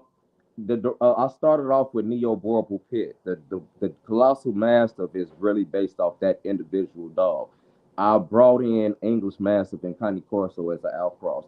That's what the Colossal Mastiff is. Because I get that question all the time. But the one reason I don't really put out, and you know what I mean, at this point, I don't think it could be recreated because it's so down the line. But the one reason I don't put it out like that, because you real life get people that instead of going to get the product from you that's already created, you'll get people that actually try to go get the breeds and try to breed themselves. Oh, I was You gonna. feel Yeah. me? Well, That's how that's that way. shady and grimy people. I know people that I'm actually cool with for years, and knowing that I've been doing this for years and been trying to figure out the recipe. So though, you know what? They won't even get a dog from me. They'll try to go get in the lab and recreate the same cross that I did to Right. say that. Like, it's weird. You know We what I did that a mean? lot It's of that like with the if presser I'm too. showing you proof of what the dog is within that cross, for what reason would you try to go get those breeds to try to make it yourself and it's already established thing? That's always been weird to me. So that's why I was never like so thirsty to push like, oh yeah, it was this and that, because you get grimy people who do that kind of stuff. Like, that's weird to me. Oh yeah, yeah. I know. I'm deep in the animal world. I tell people all the time, like dogs, like y'all got people who just do canines. Oh, it's so easy. Even though, like with all the drama, oh, it's so easy compared to all the other drama you deal. You start messing with some birds or some reptiles or some primates or some big cats in the drama. Like I tell you, man, you'll be kidnapped somewhere. Like for Oh, real. Like, oh, I can believe you'll it. be left in the jungle somewhere. Like I be telling motherfuckers all the time, like, bro, you don't even know some of the stuff that I've seen, bro. Like I wouldn't even want to repeat that stuff on camera. Like, I'll tell you, I'm pretty sure I talk people crazy stories about some stuff. Like, man, you got the animal world in general, and especially from somebody like yourself who is really about the animal itself for you. Like when I was coming up, like I did a lot of dog showing because I couldn't Mhm. keep dogs like I wanted to in high school. Um, so it was mainly exotics. And so we were coming up doing exotics. And as soon as I like started figuring out like wholesale, retail, and all that stuff, and I started asking the questions like, well, if he's charging me $50, he's got to be paying, he's got to be paying at least $49 because he's got to make at least $1 off of me. You know what I Right, mean? So I'm like, right. so what are the people paying that he's getting it from? And so when I started asking those questions, kind of like what you said, that's when they start not wanting to, that's when it's not cool no more. You know, when the old heads or so and so, and that's kind of like now. I hear a lot of young guys on canine and dog. They come and talk to me about that. They're like, man, these old guys, you know, they don't want to talk to me. They won't tell me this, or I'm asking them how to import. I'm like, yeah, of course, but they always. I ain't gonna say a lot of people. A lot that you gotta understand. That's money. Like that's been something that's been going on from years back. For a long time. Guys, the game dog guys did that all the time. They wouldn't tell you exactly what dogs was used, but it wasn't the fact that they was necessarily trying to keep it a secret. They was trying to do that so you won't copy what they got. If I'm going to the box at the end of the day, why would I want to go compete in the box with the same exact product that I got? Right. Make it make sense. Well, that's for the whole person having of what your bloodline is. That's the whole. That's the whole point. So it's like, yeah, man. It's like the whole dog game is be your own individual at the end of the day. You know what I mean? Find your own person in the game at the end of the day. You know what I mean? Do something that's creative. You ain't got to copy the next person at the end of the day because you're probably not gonna be able to do it no way. So be yourself. Find something that stand out. That's the most advice I can give people nowadays. Do stuff that stand out, but do it correctly. Be the dog breeder that breed the dog that's doing what you say the dog gonna do. Not just the people nowadays that just breeding dogs and talking about, well, it's a cute color, it's Merle. You know what I mean? Right. No, who cares about that? Is Merle gonna save your life? It might stop traffic. You know what I mean? You might get especially a couple as a people pull over breeder and say what it is, but other than that, that's something that somebody walking down a buyer. That's a buyer mindset. Like, and I do hear breeders that talk like that, and I'm just like, bro, that's crazy. Like, bro, you're not a breeder. Like, I am. Like, you're not, bro. You're you're about to have an argument like a kid. That's how I know. Like, I'm not even about to argue with you, bro. I'm just letting you know. You get that okay conversations out of me. I don't even. That's the thing. Like, everybody didn't want to breed dogs. Everybody didn't want to breed reptiles or horses. Bro, I remember at one point this was like almost like going to the NBA, bro. You had to be a special person to do this. Bro, it's like now today it's everybody. Right. Well, think about rap. Look at rap. You had to really know how to rap. It was so hard to get a record deal back in the day. Exactly. Like now, bro, you could literally say some trash, bro. Like, I wish, like, I remember when I used to do music, like some of the trash I wrote, I wish I had it today. I might have a hit right now. Like, man, take that shit out the trash can, bro. Read this shit. Like, but that's what it is. Like, it's so easy to and the other thing that's killing everything is now it's also so easy to get rich. Like, you have all these people from nothing. And so when you got somebody, so you've been doing this 30, 40, 50, 60 years, and here comes this dude and social media. 2 years in, millionaire. He doesn't make millions. Because of the promotion. You trying to have a conversation with him? Man, that dude is going he don't know a thing about what he didn't have from he ain't even gonna try to listen to you. He's gonna shit all over you. Because $2 million, $3 million, $20 million is not hearing nothing that you gotta say. No. You know what I mean? You done made him rich already. Right. And then that translates on to the next person. So just imagine if that dude has snakes or dogs or cats, and then that's the mindset that they carry over to whoever is seeing them. Because like you like it's kind of like what you said about the bullies. The ball pythons are the same thing. Like, you had people who were like working jobs who had no experience really with they might have had a snake, maybe they had a dog, but they have a tolerance. Oh, I like a pet. It's a pet, but it's not a passion. There's a difference. So, but they knew that there's some money that can be made there. So they got fired, or they didn't make it in college. That basketball, football scholarship didn't make it. They broke their Achilles tendon. I don't know all that shit, but whatever that is. Right. And so now they're like, I'm about to sell ball pythons. Dude, the ball python and the American bully world are like, they're parallels, bro, like identical. Like, you go and look at, there are probably just as many American bullies for sale as there are like on Craigslist, in shelters that need homes, that being bred, as they're all ball pythons. There's probably more ball pythons, actually. When I know there's more. There's got to be at least 10 million ball pythons. Dang. That, like, need homes. You can get on, you don't believe me? Anybody pull out their phone right now and get on Craigslist anywhere, any Craigslist in any state, any Craigslist type of thing in any country, and you will see ball pythons there for sale. All the big names that took this animal and made it come in 1,000 different colors. It's unhealthy, just like the Merle stuff. Sold it for high dollar. Now the market is flooded and nobody's buying them, but people keep coming to try to, oh, I'm still going to keep breeding them. I'm going to keep breeding them. I'm going to keep breeding them, but nobody's buying them. And now these guys are dumping their collections, all these guys that have made all the money, and now they're going on to ruin the next animal. So now what they're working on is making water monitors smaller. And it's literally what you just said. That's crazy. Why would you do that when the dog already exists? We already got miniature monitors. We got like a dozen different species. So why do you need to take this animal? You can't see my hands, but this animal that gets like 5 or 6 feet, like naturally, like that's what this animal is supposed to be, because you're already mutating the gene and make it smaller, or you want to make them more manageable. No, you want to make money. That's what you want to do. That's all it is. That's all. Because you already got dwarf species of monitors. There's plenty of them to go around. Exactly. Plenty of them. And that's what the dog game turned into. It turned to a personal vendetta as far as everybody personally want to make their own breed or put their name on something like that. It ain't even about the breeds no more. It's about, especially when you get into the band dog world, that shit is all over the place. A lot of these people, first off, don't even have band dogs to start off with. But you get a lot of people who just cross them dogs together, putting a name on it, and saying, voila, I got a breed. And it's like, no, it don't work that way. You did one breeding. How did you put a name on it and call it yours?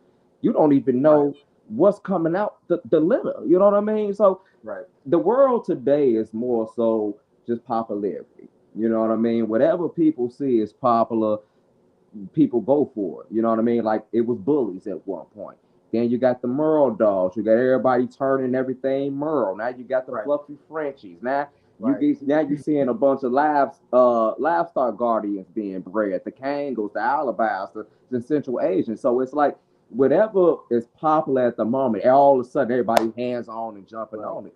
But what not understanding is it's not bettering the dogs. It's really downfalling because a lot of these people that's getting into it really have no idea what these different dogs or different breeds about. So they not bettering it while they breeding it. They downfalling it at the end of the day because they're not sticking to a standard. They're not sticking to what the dog is bred for. It becomes their own individual standard, and I'm gonna turn into that at the end of the day. Which is a fucking smack in the face to the person who started the breed in the first place. And that's what people don't understand. And that's one reason why I never want them. I want my dogs to be known. Don't get me wrong. But I don't want my dogs to be known on that scale for that exact reason. Because for what they are exceptionally good for what they are. You'll get a person that'll take one breed until they press a Corso Pit Bull, try to put their name on it off of one-time breed, and then turn it into a completely different thing. I don't want that at the end of the day. And that it becomes a fluctuation of the breed at the end of the day, because in certain situations, they know it's a cross, but they'll promote the dog as a Colossal Mastiff at the end of the day. And that's when I literally seen the Corso go downhill. Literally. I seen when the Corso was a rare dog, when people didn't even know about the Corso, and I seen it go from good to bad in a matter of years. You know what I mean? So I don't want that happening with my dog. And I always tell people this story too. What people don't realize about why a huge reason why these big exotic breeds and all that went downhill. Back in the day, when these breeds weren't even known breeds, when we was in a world of Rottweilers and Dobermans and Pit Bulls, and ain't nobody what a Corso was, and nobody knew what Pressa was, and all that, you had to get dogs imported. Right. A lot of times, you have to have connections with those people in import, because they wasn't sending dogs to just anybody, especially over here. Exactly. So in Europe, if you was in Europe, you was good. In other countries, but they did not. And I tell people that all the time, man, because I had so many Pressa guys back in the day, like try to lie about where they were getting their Bro, dogs I from. had And then that I for would years. call them been people, and lying they'd for be like, years. bro, we don't even know that dude. People been lying for years, bro. So, And I've been yeah. preaching that for so long about the Because they'll send situation you a to messed bring up these dogs dog. over. They send you a messed up dog on purpose. Yeah, on purpose. Like on You purpose. think they gonna you really believe that they gonna send you the best dog they got over here? No, they gonna they already got you off the strength that you think because the dog is coming from across seas, you think you got the best thing smoking because it's coming from across seas. So they got you right there alone. At that point, they trapped you so they can send you whatever. Right. Because they know once the dog hits the States, you're gonna brag and boast about, man, this dog came from such and such. Ain't nobody got this. And guess what? That's the worst dog that they got over there. But you're gonna brag and boast because the dog came from overseas. A lot of reasons why them dogs went downhill, and it's the honest truth. The people that was getting those dogs imported out here, that shit cost money back then.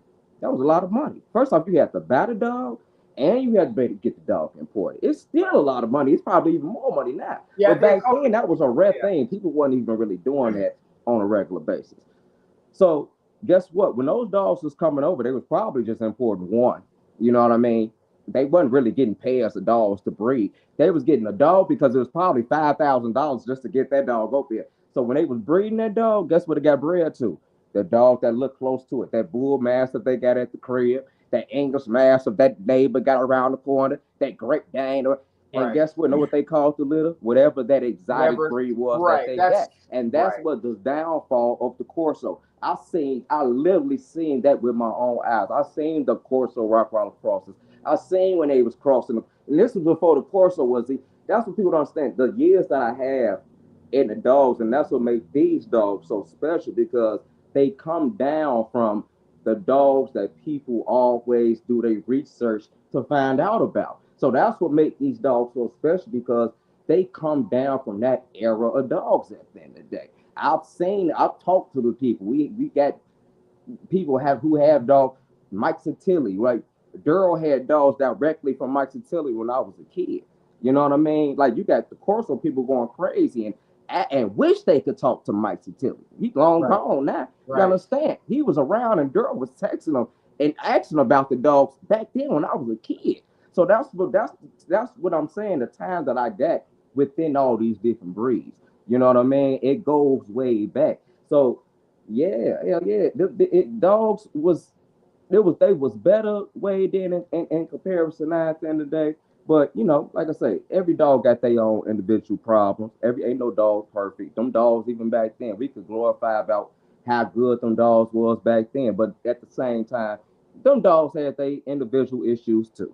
Right. You know what I mean? It's still a matter of you taking dogs and breeding out the different, you know what I mean, what you want and what you don't want. That's what a breeder is at the end of the day. Right. You know how to breed for certain goals, and you know how to breed out certain shit that you don't want. And you bringing in dogs that's complementing each other and helping each other build into a better situation at the end of the day. You know what I mean? A lot of it, and that's what I say, it's a process. It takes years. You know what I mean?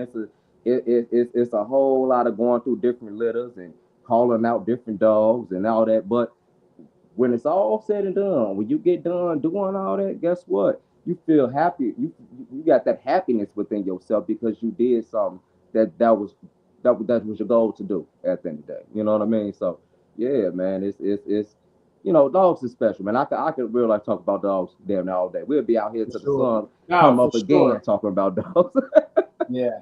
Now, who's that? Dogs Dig Raw. He said Park Ave. Was that the kennel in Washington State or was that the kennel in Kentucky? Park Ave Bordeaux, because I think that's where my neighbor, they had 6 Bordeaux, and I think that's where all their Bordeaux came from. And this was in the 90s. This was like 92, 93, 94. I think I remember that kennel. Because they used to be in the dog world and dog. They were either in Kentucky. Yeah, that's what I say. I think I remember that kennel. Because I used to look at the Bordeaux. There was a kennel. They had a dog named Beefy T Bad Boy Beefsteak. He was imported out of Holland. I remember they told me back in the day. I seen a picture of that dog. Yeah. They said they waited like 5 years to get him. They paid for him waited like 5 years. Dog was like 200 and something pounds, like huge. All their dogs were like fucking the bone on that dog. It was Right, crazy. with fucking crazy ass heads. Park and Ave shit. was GA. Okay, and I'm thinking, Yeah, I know I've yeah. heard the I name remember Park all Ave, them. but there was I used to be a little a dog nerd back in the day, man. I used to go to the pet store alone just to read the back of the magazines and see the ads in the yeah. back. You know Yeah, what I I had mean? all The those Corso subscriptions. Yeah, I had all the subscriptions: Bird, Aquarium, Dog World, Dog Fancy, Verarium. I had all that shit coming in. Remember, I don't know if you remember Melassa World. Oh yeah, the Yeah, website. Melassa Yeah, World that was my website. shit. Yeah, Yeah, man, Melassa World used yeah, to be the shit. Yeah, yeah, you can look up yeah. all the exotic breeds. They give you a list of the different breeders. They give you a brief history. Man, I used to be on there 24/7. Like I got so into dogs, I almost stopped living. I stopped living the kid life at that point. I was full blown dogs because it was just that exciting. When you realize getting into dogs and you realize the different histories behind the dogs, and I think that's the part that if people really want to get into dogs, real life, do your research and look up the history on the different breeds. I think that's one of the most exciting things is real life learning the different jobs that the actual breeds was bred to do. You know what I mean? The upcoming from them, whoever the guy that was breeding thought to make the breed, they mindset for what they needed the dog to do, and then you see the dog and it's actually prospering in that certain agenda at the end of the day. So seeing that is and reading upon it and actually seeing it and seeing hundreds of different dogs that got different jobs. Some dogs that got the same jobs or whatever like that, different breed, same job. But to see that is amazing at the end of the day. You know what I mean? You got real life rescue jobs, like rescue dogs at the end of the day, like the Saint Bernard and the Newfoundland and all that. Like these are dogs that people don't even talk about because we're so caught up in Corso presses and borders. There's so many It's a lot of breeds. dogs Right. are amazing breeds that we don't even spend a second talking about. I think you know what I mean? So modern day society, it's like a lot of those dogs don't have a function anymore. Yeah, and that's the problem. True. And you have very few people. Like you might have some guy out in Bordeaux, France, somewhere, like who's got some Bordeaux's of like some old bloodline that nobody really knows about.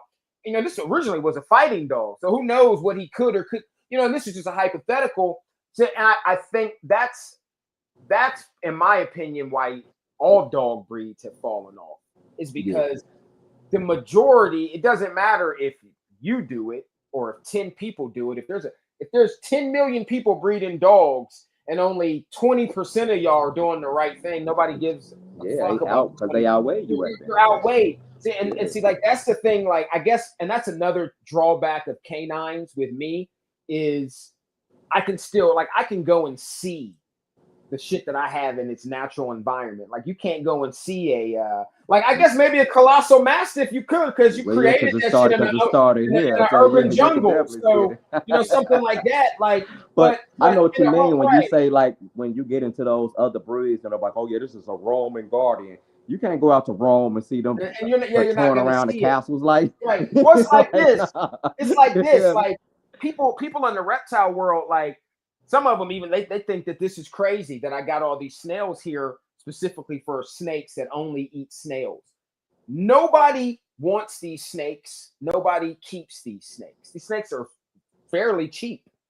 Most of the shit that I like is cheap because see the thing about me. So here's me in a nutshell, right? Like I love all animals and plants, right? But you couldn't just bring me a dog and I'm gonna be okay with that. Yeah. You know what I mean? I'll probably be like, nah, bro, I'm good. You take that on back, which is a nice dog, though. But you could bring me a garter snake over here. You could, you know what I mean? You could bring me a rough green snake over here, and I would be ecstatic about it. You know what I mean? Right. But so, like, I'm probably in over my head. I've went and I've imported these. I've had my importers start getting the permit. Like, I really had like my importer like really do an import for me strictly for these, he's like, I got 15 permits. That's how serious I take this shit. Like you, like I'm about to bring some of these species nobody even has in the country. So I'll be the only person that even has them over here. You always be texting me them different So but I had to go, but I have like 4 different species of snail here now. But I got a snail that eats other snails here. Oh, like, he that gangster. Like, that one yet. But I need like I got these animals coming in from Indonesia, Malaysia, Central and South America. They only eat snails. There's no substitution. You can't put them on anything else. It just won't work. Snails have hundreds of babies. Like they're hermaphrodites. So keeping one together, you're still going to get babies. I have like 2 to 3, like there's like 20 in each one of these cages. So when they lay eggs, if you keep just one, one, it'll still lay eggs. It'll still lay eggs. So you're going to get eggs regardless. Crazy. But I need to see them and I need to learn more about the snail than I do the snake. The snake is the easy part, but I got to see it in stages, because if I ever breed this snake, the babies they're tiny. So that means I got to know the life stages of these different snails. So I have snails that only get this big, and then I have a snail in here that gets like shell-wise like this big. And the good thing though, all this shit is worth money though. So I got like $400 of snails right here alone that ultimately on a retail market is worth like probably, breeding wise, I could probably make $40,000-$50,000 a year extra. Like people buy the eggs, restaurants for caviar, snail caviar. I actually watched that on YouTube because I watch the Food Channel all the time. So I actually see them going out. So yeah, when I didn't know that. Even me being a chef, I know about caviar, but I eat escargot. I love snails, so that's a good thing for me. I eat snails. I got the petite garden snail, the one that they sell you. So for me, it's a win-win. But I didn't know that anybody messed with the eggs, and I'm just researching this, right? Then I find out like a half an ounce of eggs is worth like $200. So I'm like, oh shit. How do the eggs look? Are they look like in a sack? Like caviar? No, they're singular, like little small, round, little big. Yeah. So what they do is they collect them, right? They collect the eggs, and then they wash them in a like I guess you probably do it in the kitchen world. We would call it a tammy. I don't know if you know what a tammy is, but a tammy is like. So think of like a metal pan. It's round, and then it's got a real thin metal net on top, so you could push stuff through it. And so we'll flip it up like the gold washing pans, kind of like that. So they'll flip it upside down, put the eggs in there so they won't lose them, and then they'll cure them in salt, and then they'll sell them to restaurants. So basically just like caviar. Yeah, right. Or you can put them online and sell them online. So once I saw that, I'm like, oh shit! So I just started buying all types of snails. Like, hey, send me some of the snails over here. So I'm like, okay, that's good, because I'm like, what the fuck am I going to do with all these snails? I'm like, I was like, I guess I can like take some of the eggs and kill them or whatever. But I'm like, once I learned the routine, and so then I found, where is it? This snail right here. I don't know if you can see it. You see where my finger is? Yeah, I can see the containers behind you.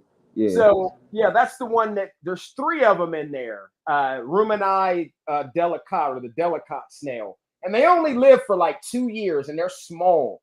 But if I put one of those other snails in there, they'll gangbang on it. Oh, yeah, they'll all go and eat him. They'll all go and eat like him. literally, like literally, like eat him to death. So.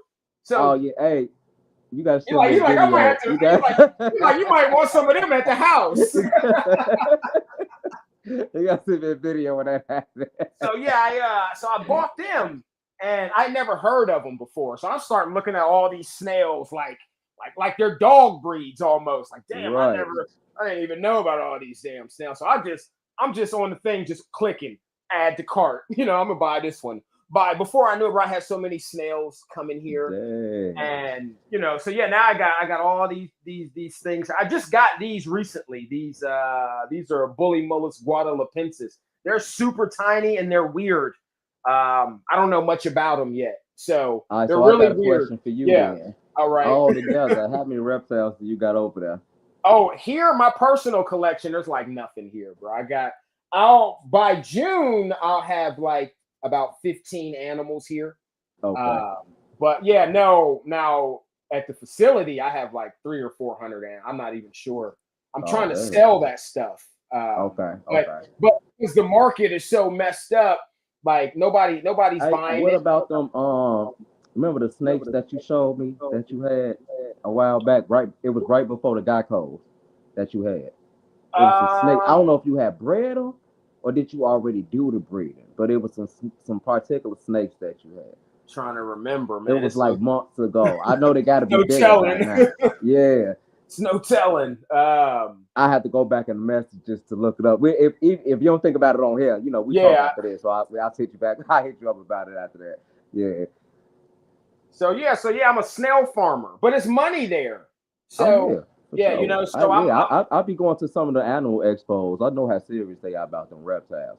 That's a whole nother conversation when you get to talking to them. Yeah, so, bro, I bought the same species of snails from different people for different prices. Like one dude sold me 10 for like 30. Then another lady only sold me 2 for 30. And when they're gone, and they're always sold out. So I'm like, oh, bro, this might be a real. Out of all the like market. Reptiles, what you think is probably the hardest to get?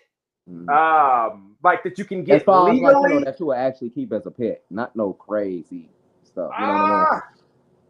Shit, bro, I don't know, man. I mean, a 10-foot cobra is pretty much like, you know what I mean? Like anything that's like extremely poisonous as far as like snake wise. Yeah, just my cobras and my viper. Okay. Yeah, you ever had a black mamba before? Yeah, I don't fuck with mambas. Yo, mess today. Okay. No, I don't mess with mambas, bro. Don't even say that word around. Yeah, I don't mess with mambas and I don't mess with boom slimes. And because no matter some people out here that be getting all kind of them look. Yeah, my boy just got one. He got this dude just got he got a king cobra. He's got a forest cobra too, but his is a lot smaller than mine. He got a king cobra, and then like 2 days later, he bought a black mamba. This is a nigga too. Oh damn. But the young boy, you know, a kid that I mentor. He got a channel. He's he's a smart guy though. You know what I mean? But I told him like, God damn, bro, you got hot fever. Oh man. You know, you'll see him on here. I just recorded something with him. I just pre-recorded something with him. You'll see it when I start dropping the living with venomous stuff. I keep saying next I'm week. Gonna definitely check you out. And then next week comes, and then I don't send it to Joe. So Joe really got to yell at me about that because that's really his views. So, but yeah, man, no, that's what I meant to tell y'all, man, from the beginning. I ain't say that in the intro. Man, that's a real life appreciation for y'all to even have me on here doing this at the end of the day. You know what I mean? And shout out to Joe and you and all that. Like I've real life been watching Joe. I think almost when he first started, you know what I mean? I don't know if it's the very first episodes, but I've been watching Joe for a little minute, and it's so crazy. And I was just telling my girl like last year, I was like, man, I want to be on NWA. You know, the intro alone got me, and I say that he probably got the coldest intro in podcast history, so that's always gonna be it. And I was like, man, I want to be on there. And the fact that y'all reached out to me and brought me on, I definitely appreciate y'all for that. Oh, for sure. I mean, y'all without your hard work, man. It's like another dream come true at the end of the day. So I definitely appreciate y'all. I meant to say that in the beginning of the intro. I ain't gonna come off without even telling all that, but you know, we appreciate you and your work. That's why that's why we here, man. You know, talk about these animals, man. So like that's why I let everybody know, like, you know, this is a different show, you know, and I understand people's concerns, but it's like when you bring somebody, when a new manager or when a new chef, if Joe is the chef, he's the executive chef, he bring in a new sous chef, you know, you must trust him. He got some skill. Of course, you know, it's always going to be some hoops you got to jump through, but that's the whole thing, is bringing a little diversity, but still going with this game plan. Yeah, because I'm a wild boy. Anybody who know me know that. Like, you know, you can't take me out of me, because then my fans are gonna be like, what are you? Right, who is you? You know what I mean? Like, what you doing this for? Who you do? You know what I mean? So, no, right. It's always because of the being yourself, but sticking with the game plan. We all got a goal at the end of the day. Long as the goal coming, be yourself. You know what I mean? Yeah, they just got to understand, you know, it's versatile. It's like with your dog. I'm the same way. You know, I do breed profiles, but that's one thing. You know what I mean? That's something different, because I'm really known for podcasts. Like, that's what people got to understand. Like, the first social media thing I ever did was a podcast before I even had any social media. And it's the second most viewed thing that I've ever done. You know what I mean? I think the most viewed podcast that I've done was on Eric's channel. And all 3 of those videos combined is like 20,000 views, you know, like pushing that. So, you know, and that was shout out to y'all to do this, because at the end of the day, man, that's a lot. Just being behind the camera constantly I never taking thought I'd time be out today. on doing this Yeah, or you know what I interviewing mean, and anybody. I giving never wanted to product to do it. people and all that. That's huge. And like I say, like even this alone, like people real like don't realize like we've been planning this for like Yeah, we were 3-4 talking about years. this for a while. Yeah, I like for a wanted to make sure it long was right. time. Like, you know And the what I fact mean? that we Because literally like got together to actually do Lamone it, it's give big. you 27 minutes and 22 seconds on it. I'm like, nah, nigga, I'm not accepting that, brother. I lived in Chicago before. You gotta Yeah, give me yeah, gotta on give the me some real, type of fact, something, bro. I fact. lived in the Chi. You gotta give me something. I need something.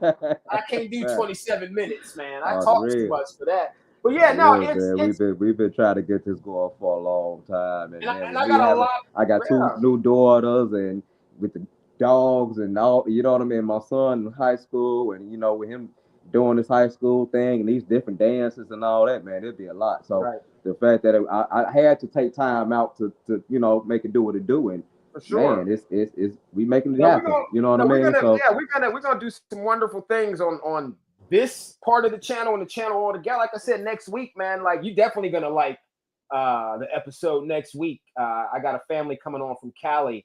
Dude look like my brother. I tell him that. He look like my brother, man. But it's actually breaking the stigma in the black community, and it's not even we're not doing it for like a race thing. What it is this is a black family that has a reptile zoo, and they go around in California and they do events. How many black families you remember? Black people don't even want you having that stuff in their house. So I'm probably yeah, like, I fact. have to have it's him, his wife, the kids. They all do it together.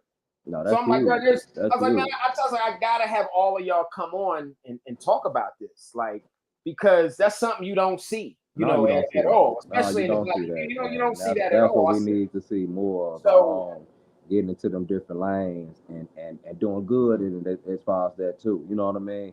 Talking professional, talking like we got sense and all that, and really flourishing at the end of the day. That's what it's about. You know what I mean? Don't be stuck in that box, man. Get out here and show who you are at the end of the day. Show who we are as a sure, community of people at the end of the day. You know what I mean? So that's what it's about. And that's why I like what I got going on, because how many black people can you say got their own breed and it's flourishing and it's consistent and it's everything? Ain't too many people doing that at the end of the day. right. You know what I We mean? could, I So mean, we could be doing a lot more as a people for ourselves as individuals. We gotta stop complaining yeah, we gotta about stop, man. stupid We gotta shit, stop, man. We and definitely do, yeah, man. We gotta get because together and start real too life many, too many, bringing it on here, man. It's about that time at the end of yeah. the day. You Because know what I mean? right, I tell them all the Yeah, you time, know what boy, I if mean. Let's they stop ain't talking gave you about it. We got right, that's the they gotta thing. stop. We do a lot of talking about it. It's Yeah. about putting forth the effort. We got to do it. Well, the You know what I government ain't mean? gave you a check by now. They not giving you one. And I So know what, stop and waiting that's on that one of the shit. main reasons. Now we talking about that. That's one of the main reasons I wanted to be on NWA, because that's the first thing that I seen about this podcast is him giving shout outs to the breeders of our race and showing. You know, don't get me wrong. You got some of these people that got big time names and all that, but he giving light on people who don't get that limelight at the end of the day. You know what I mean? So that's why I like NWA at the day, because he opened the doors for everybody, for the people who got a name and the people who don't. You know Right. what I mean? And that's big at the end of the International, day. baby. Yeah, that's big. You got a lot of International. people who are just go after the Yeah. big name people, and what people don't understand is some of these people that y'all don't know about is realistically bigger than y'all big In names. reality, right. But In he shows actuality. that at the end of Right. the day, and that's why I had to get on here. You know what I mean? So once again, Sure, I bro. appreciate y'all Yeah, we for bringing me appreciate you on. For coming real. on, man. Well, For shit, boy. You real. know, I know you got a tight schedule, boy. I might have to send you some money for this because it's No, way man, over. you ain't It's got way you over know, man. 20. You know what? I'm messing with I you. need to be sending you something I was gonna say if it's way waiting all over this time to 27 do minutes. It's it. way over 27 minutes. I owe you $100. It's way over 27 minutes. So No, but man. no, man, no, anybody before we wrap up, man, anybody you want to shout out, anybody, anything you want to say that you haven't already said before we hop off of here. I make Oh my yeah, little man. I outro. gotta definitely shout out to people that started me off. So the Herb Wallaces, the Tim Odoms, my old man, the Richard K's, the Gerald Waltons, the Lisas. That's where I originally came from. Sean, and that's where I originally came from. So it's always gonna be shout out to them. And definitely gotta give a shout out to my girl. She's sitting right here next to me.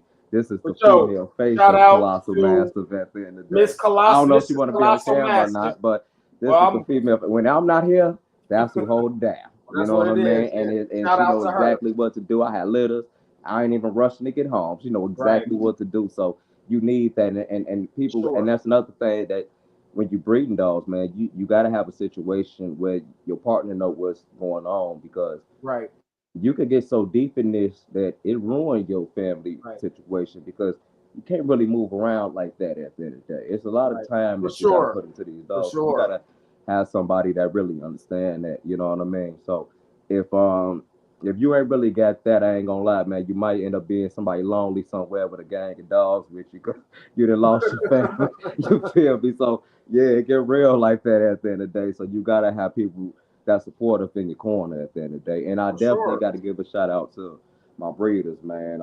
Maximus out there in Pennsylvania, LaDamian out there in Georgia, Ryan out there in Iowa, Lashia, James, Kevin, you know what I mean, out there in Baltimore, because without them, I wouldn't be able to get this, world renowned known without them. It's hard doing it by yourself. Right. You know what I mean? When you got people that's actually on your team and real life trying to promote the dog and breed the dog, but what your goal was in the beginning, that's huge for you at the end of the day. I just hope I continue on and get people with the same goal of mine and not trying to take it and turn it into something else. You know what I mean? Right. That's my thing.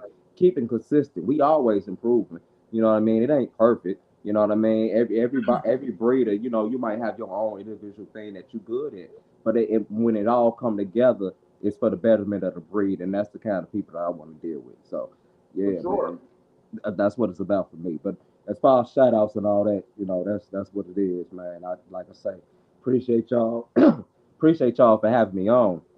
At the end of the day, you feel me? So I don't know if you're done with the questions or not, but that was. I mean, that's unless it for me. anybody in the audience, it might be some questions in here we missed. I know some people had some questions. I saw Oh somebody yeah, say, I ask think away. a couple of them Ask away. were for me, but I know there were some in here for you. I know Chuck said something about Taipans and the Fertilans. I've had Fertilances before. I've never owned a Taipan. I'm cool on Taipans. Stuff like that. Like that Taipan venom is no joke, bro. That shit's clear. At least over here, I got neurocytotoxin. That stuff that's. I got a question for you before we get off. What you think about this direwolf situation? I mean, man, I just kind of think somebody is just trying to show off what they can do genetically. Honestly, I mean, you got Japan making chimeras now, so Right. because the dire wolf was more closely related to a coyote. It might look more like a coyote, and they used wolf DNA to make the dog. I mean, so it would have made sense to use a coyotes. So aren't like extinct, more likely so they kind of probably made a super gray wolf. Would you kind of say it like I that? would say they've made something. Some type of wolf, and I think, and I said this before, and I did a podcast with some guys in the UK called Reptiles in Research, and then we did a podcast about breeding and genetics, and then they did one after, and it was about hybridization, and we talked a little bit about how like hybrids and things like that are like the future, like in all animals, like all the, but they're designers. You see, like that's the selling point of these designer animals. So that's why your average buyer don't really give a shit, because he's got this design. It's like a designer bag.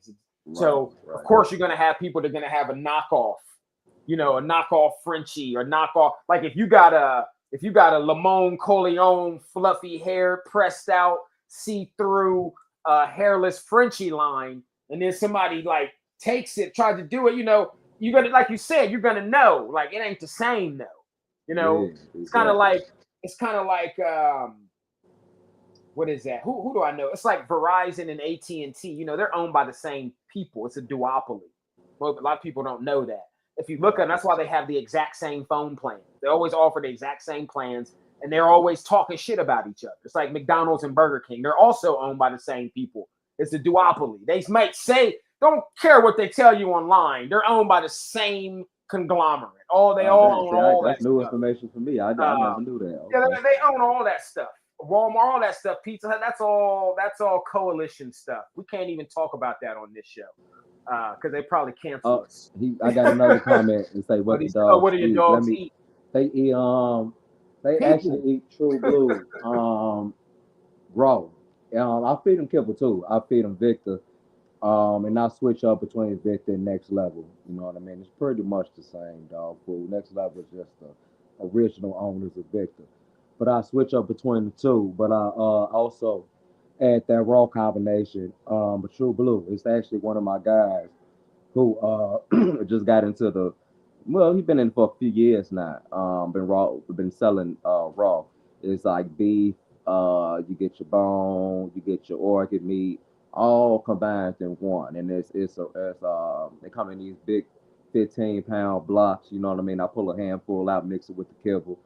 And man, it had your dog looking excellent, man. I put soon as the dogs come off the milk from the mother, I put them on that with blend it up in a combination, a mush with the kibble and milk and stuff like that, and man, they tear it up. You know what I mean? And it's real good though, man. I didn't have real good effects off of it, so I'm stick with it. You know what I mean? And anybody else who wanna mess with it, you can always, because the guy that I actually get it from, he the one who actually asked the question. So if anybody want to try it out, just hit up Elmo. You know what I mean? He on Facebook, Instagram, TikTok. He plugged himself in. He owed me $20.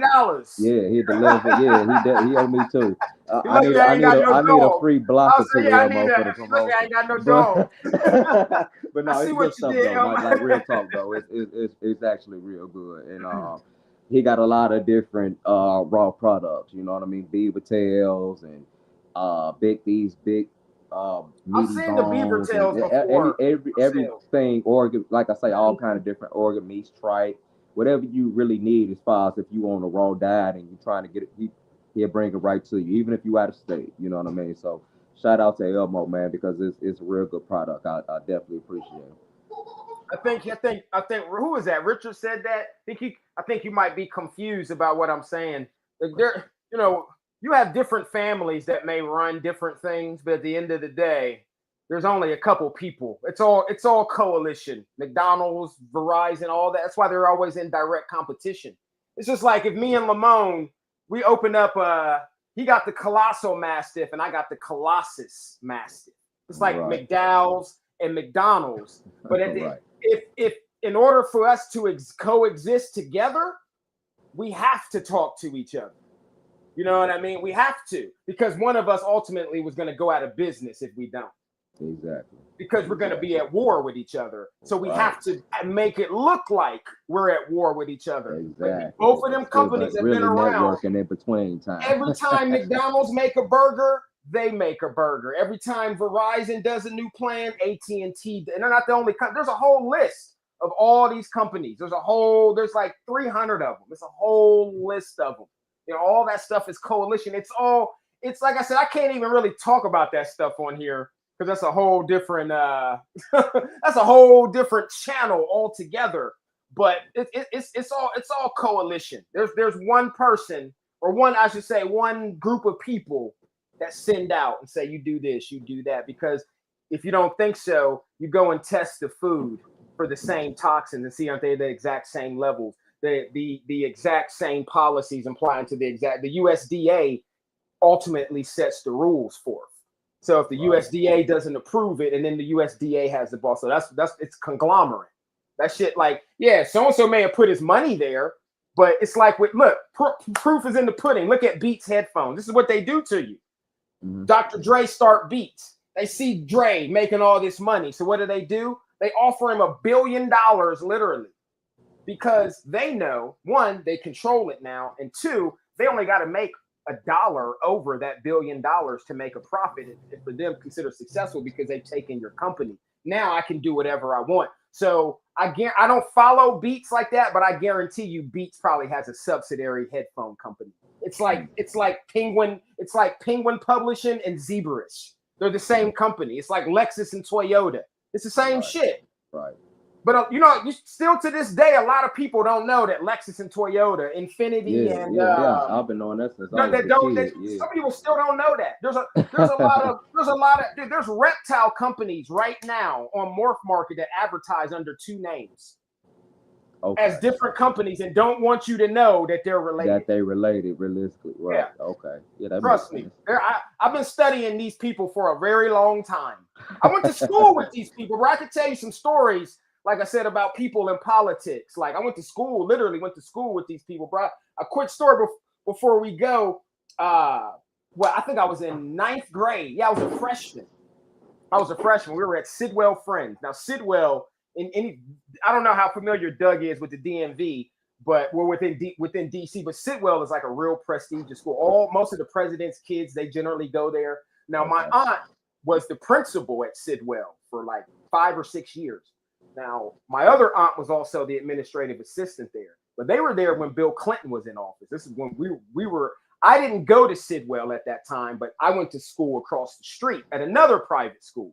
So when I got done, I would go over there to get a ride home with my aunt. So I had this cousin, right? And he didn't want anybody to know that he was a little, you know what I mean? But we all kind of knew. Not that anybody cared. We're like, you need to just come out with that. But anyway, he was Chelsea Clinton's lab partner, right? And so I'm coming home from school, and I now think about it, I'm younger. I'm way younger than what I'm thinking. So, but regardless, I'm walking across the street. I get over there. I see my cousin sitting out there. We're talking, and my cousin's like, man, you ain't gonna believe it. Chelsea Clinton is my lab partner. I'm going to the White House this weekend. Gonna watch such and such. I'm not gonna have to see you or you talking to me and his brother. And I'm like, bro, are you serious? Like, who the fuck would want to go and look at a pig-faced, like? And as I'm saying that, guess who's walking by? Like, literally, as I'm saying, like, I said some other stuff I ain't gonna repeat on here. But as I'm saying that, she's walking by, like, as I'm in, and I just kept. When I looked, she looked at me, and I looked at her, and she's always got like Secret Service, like. Somewhere. Now, she used to be at the Go-Go's with us. Like, if anybody doesn't know what a Go-Go is, like it's a DC got their own. Everybody know is old enough to know doing the butt. Who did that? I can't even think of. That was Spike Lee and who did that? But that's Go-Go, DC Go-Go, Chuck Brown. So Chelsea Clinton was at the Go-Go with niggas. Like, ain't nothing but niggas in there. She's in there. Like, So, I used to kick it with these people. Bro. I can tell you, I've seen stuff happen, bro, that anybody else would be in prison for right now. Like, you know what I mean? So, but yeah, man. So, we're going to get off of here. Next week, I got Creature Kingdom coming on. Like I said, family out of Cali. Sure, we'll have Lamone back on here at some point, maybe for a round table if I can get a couple other people on. I'd love to get Chad Mayo on and talk to him. About what he's got going on and see how far he's trying to take that dog. But yeah, like I said, people start looking out for some fish interviews, reptile, amphibian, all that stuff is coming. Like I said, starting next week. Y'all making this thing well rounded, huh? Yeah, we're gonna. Yeah, I mean, like I said, Joe. Because for anybody who was like, like Joe's channel was Joe channel, and then me and Joe also have been talking about some other things. Man, we're gonna start really trying to separate ourselves from other channels and start doing things that we talked about that we know nobody is doing. You know what I mean? So I'm not even going to say what it is. We'll just do it. And then from there, you'll just see it. It'll be something that we start doing. No, you know what I mean? Right. Consistently. Don't let the secret out the bag, just let it happen. Right. And it's just a better way for us to connect with the audience and let you guys know what we got going on, what we think about what we're doing and what you think about what we do. You know what I mean? So, but other than that, man, I think we good. We got a good 2 hours in. It was a great interview. Yeah, man, some good questions, some good info. I know that Doug and Joe gonna have Lamone's information. If you're not already following him, go follow him. If you're looking for a great protection dog, you know where to go. I know somebody asked about the price. I don't know if you want to discuss that with somebody. I don't know if you want to say that out loud or you want to probably hit me up. I don't like discussing prices. But just hit me up in private, man. I'm on Facebook, TikTok, Instagram. I'm actually gonna make me a website that people can go on, but for the most part, I'm on pretty much all the social media outlets. You can either find me on Lamone Coleon, or you could look up Colossal Mastiff and it all pop up to me. So For if you got sure. any Yeah. questions, I talk, you know what I mean? You could hit me up. I talk, you know what I mean? At the end of the day, I ain't one of them bougie acting breeders acting like I can't talk to you. Hit me up. You got any questions? Feel free. You know what I mean? So All right, people, look out for some more pre-recorded content coming soon. I know I keep saying that, and then I never send it to them. Like I said, we're gonna get that coming. But yeah, until next time, folks. Peace out, everybody. We appreciate y'all for coming, and we will see y'all next Sunday. yes, sir. And everybody keep on tuning in to NWA Candy Corso, man. The best podcast on YouTube right now. You feel me?